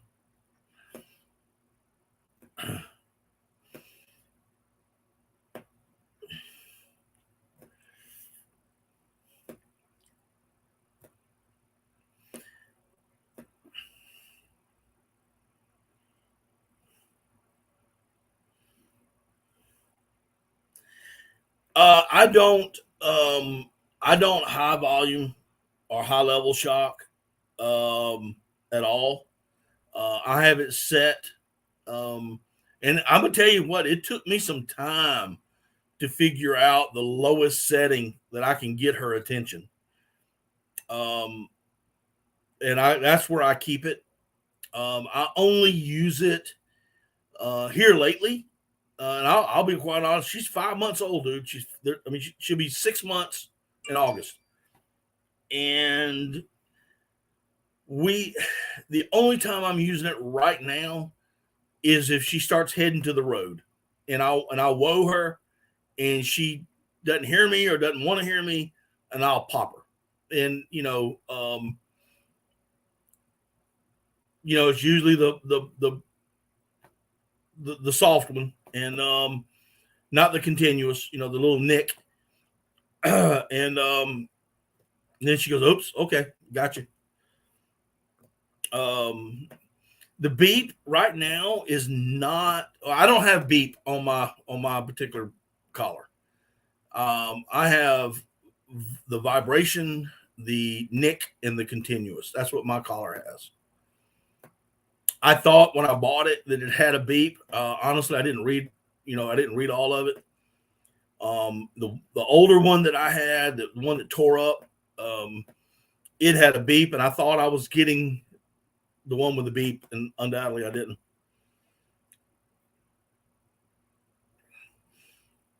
All right, RD. So you're going to be doing a live or a podcast a Wednesday night?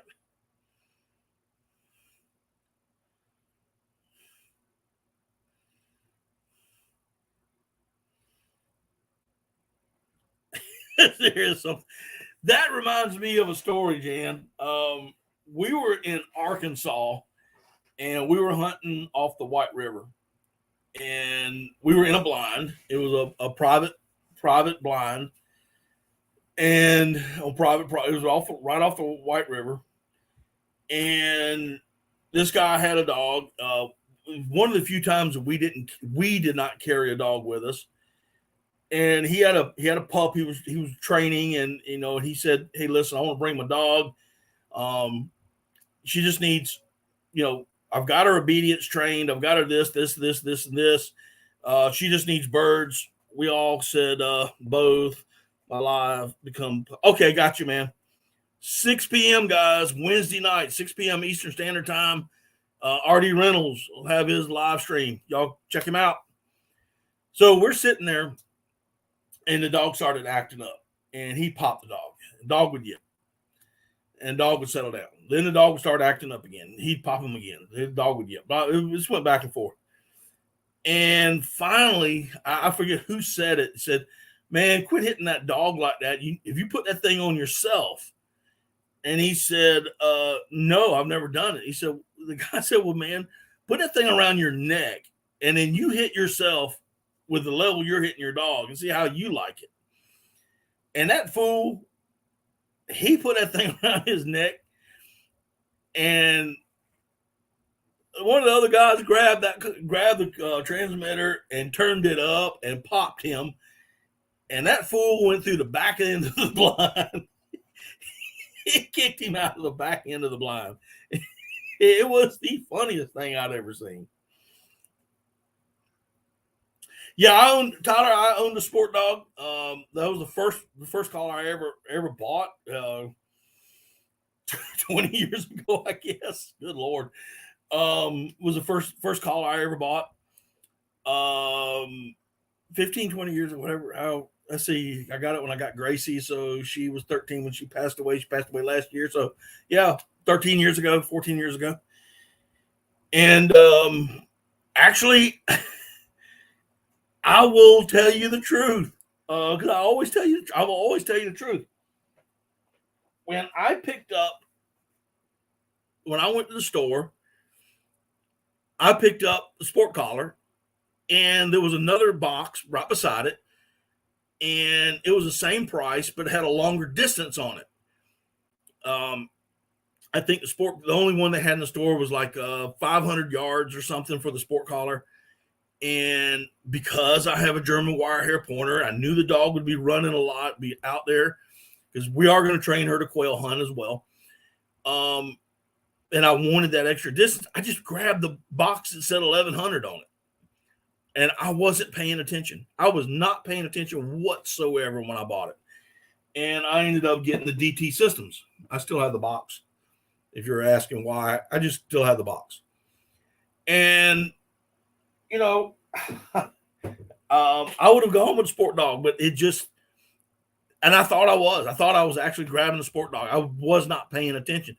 I saw 1,100 yards. I saw the price was the same. And I was going, why am I going to pay more for less? I can pay the same for more, you know? And I picked it up. Now, I'll tell you, I have not had a problem with it. I love it. Yeah, I think they are. I think they are the working man's collar. Here's the DT right here. You know, the only thing, and I wasn't paying attention to it, and I thought it had a beep on it because, all right, Charles, have a great one, dude. Thanks for coming in, man. Hit that thumbs up button before you leave. Appreciate it. But it still works. It still works. It doesn't. It is doing everything that I want it to do. So I can't complain. I'm not going to complain.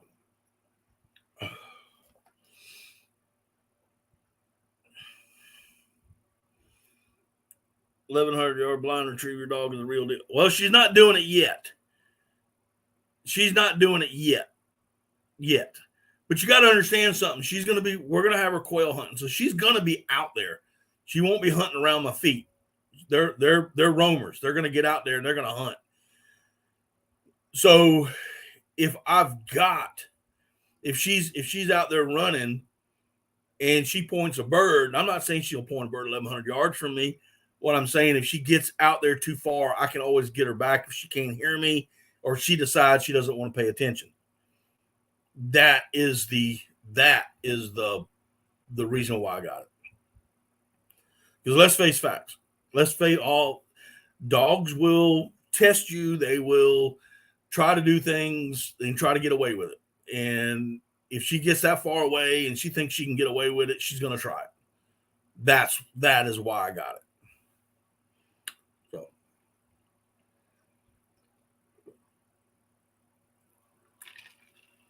And right now I don't have enough field to do 1,100 yards.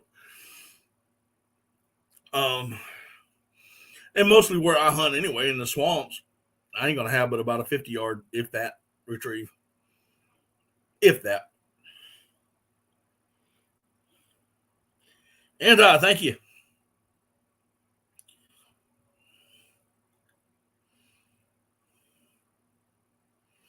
They're not extinct, Mark, but they're a few and far between. I'll tell you what here's my plans for Bougie. We're going to start duck hunting in October. So she'll be about, 6, 7, she'll be going on 8 months, if not already 8 months old when we start duck hunting. And yes, she will be going with me. Will she be fully trained? No. But I also believe that the way they get a lot of their experience is when you take them hunting. It's just like taking a kid hunting. They don't know how to do it until they actually do it. Does that mean I'm going to be leaving my gun in a tree or maybe even leaving my gun at home?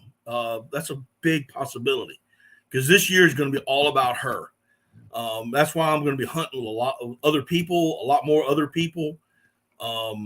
I may have a gun with me, but I'll hang it in a tree so I can be there with her. Because understand, I'm going to be filming, calling, controlling the dog, and trying to shoot. I may have to put the gun up. So that is the plans. Now, come the end of January, come the end of the duck season, I am going to take a trip to Kentucky. And I have a really good friend of mine who is a YouTuber. It's called the Binknell Bunch.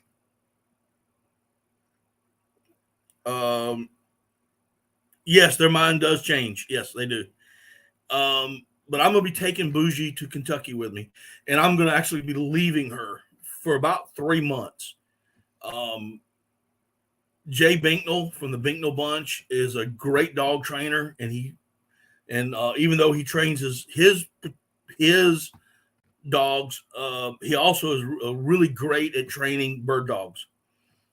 Um, so I'm gonna be leaving her there for 3 months, and then coming back and picking her up. Now, when that happens, when I pick her up, she should have the working knowledge then of being a bird dog, along with the retriever, as long as being a retrieving dog, because German wire hairs are very versatile to begin with. So when I get back, that's when I'm going to be hitting up the hunting preserves.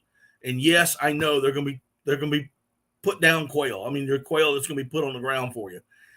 But that's what I am. That's the plan, is to hunt these hunting preserves, and then later on continue to hunt them when the season comes back in. Get her used to pointing birds and retrieving ducks, and she'll be a well-rounded and a all-around dog. Um, Wild quail are few and far between. Every now and then you can find a covey, but they are few and far, man. You're right; they're few and far. They're not extinct; they're just few and far.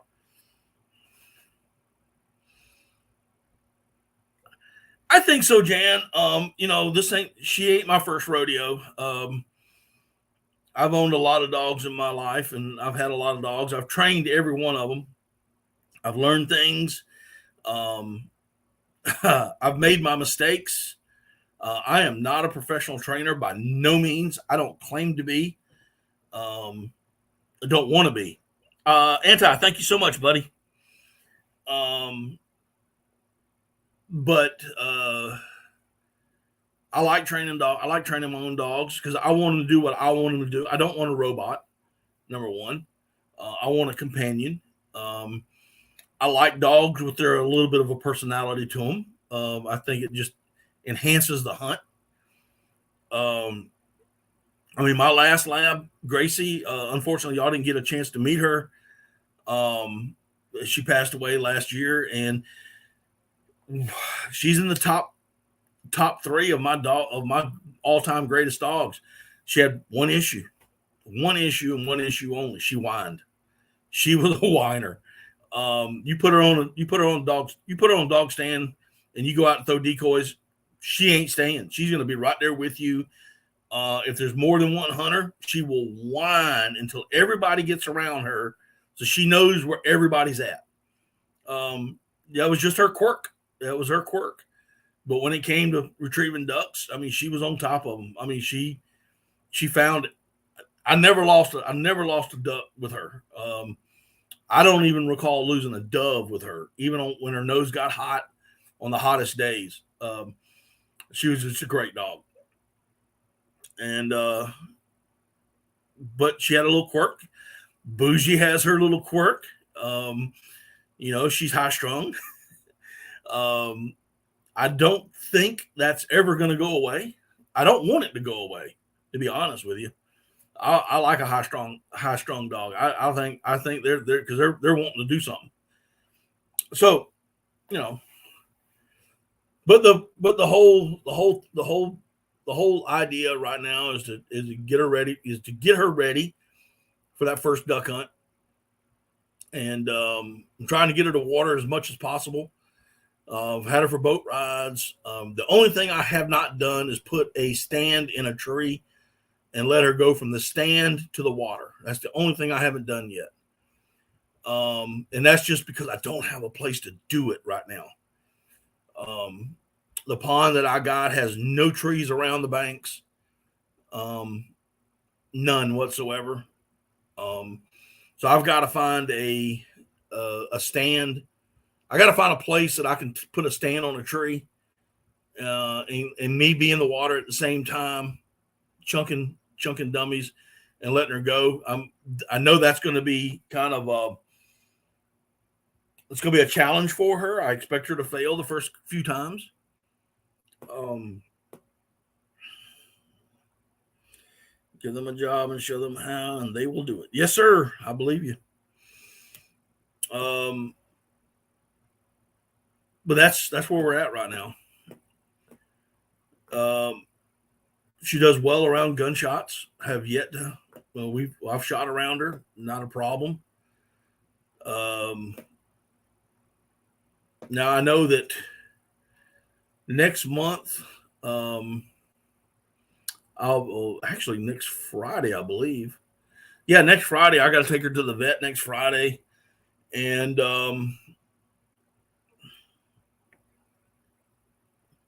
Tyler Coco, how you doing? Louisiana's hot. Yeah. I'm hoping. Well, come Friday, I take her to the vet. She does have a little allergy problem. We're gonna try to figure that out. But also, I'm gonna have her spayed. I'm gonna have her spayed. I don't want pups at all. I'm not a breeder. I don't want to be a breeder. That'll probably take a little bit of her spunk out, but I don't think it'll take much. But that's why we're trying to get a lot of stuff done before then. And once she's over that, we just go back into training. Keep training.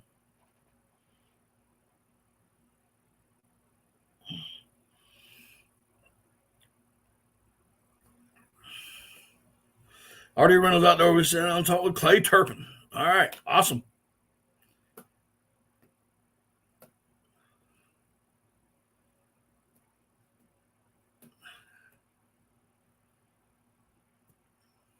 You're asking me what the best hunt dog is? Is that what you're asking me? What I think the best one is? I think they're all good. They all have their specialties.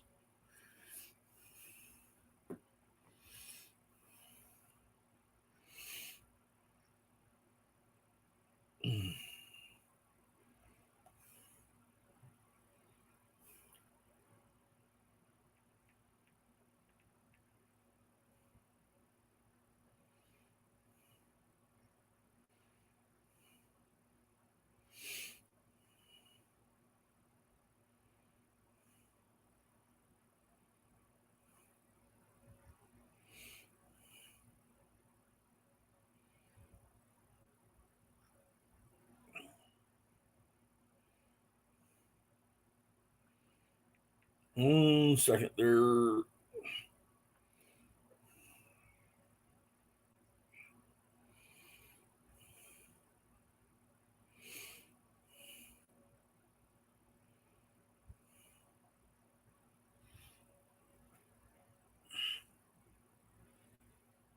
I spay all my dogs and never found different. Yeah, we did this. We've done the same thing with all ours. We either spay or neutered. Every dog I've had, I've only, you take Gracie for example. Her drive, I don't think it stopped her drive, but I know she gained a lot of weight afterwards. Yeah, she was because she was such a laid back dog anyway. Even if it did take drive out of her, I don't think you'd know it. She was just laid back, dude. I mean, I've never had she's the only one I've had that laid back.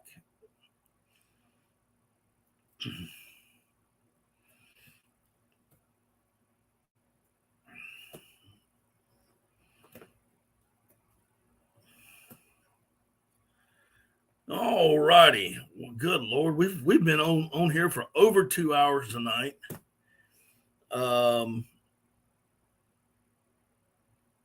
Yeah, weight gain. Yep. So what?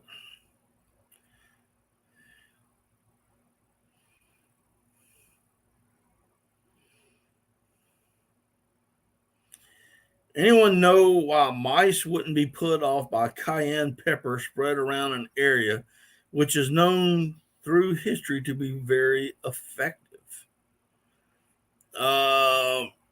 Well, not knowing where you are located in this world, you might You might have some Cajun mice. That's the only thing I can think. I have no idea, dude. Cayenne pepper has always been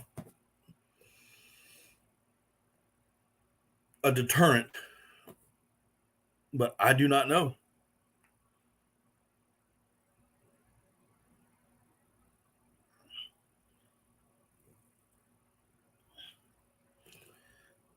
Ducking, losing, or fat. I'm not exactly sure what you're saying there, Tyler. I am not exactly sure what you're saying.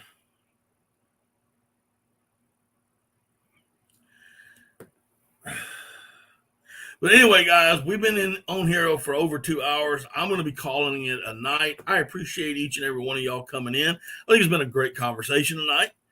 I think we've had a good time. And hopefully y'all will see y'all next week.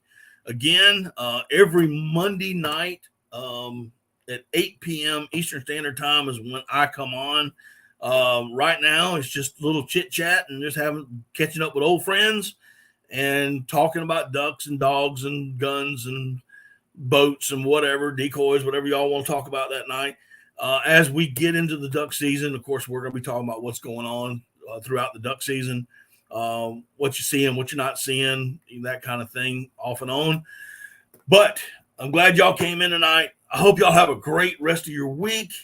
Don't forget RD Rentals Outdoors is going to be having a live stream / podcast with Clay Turbin.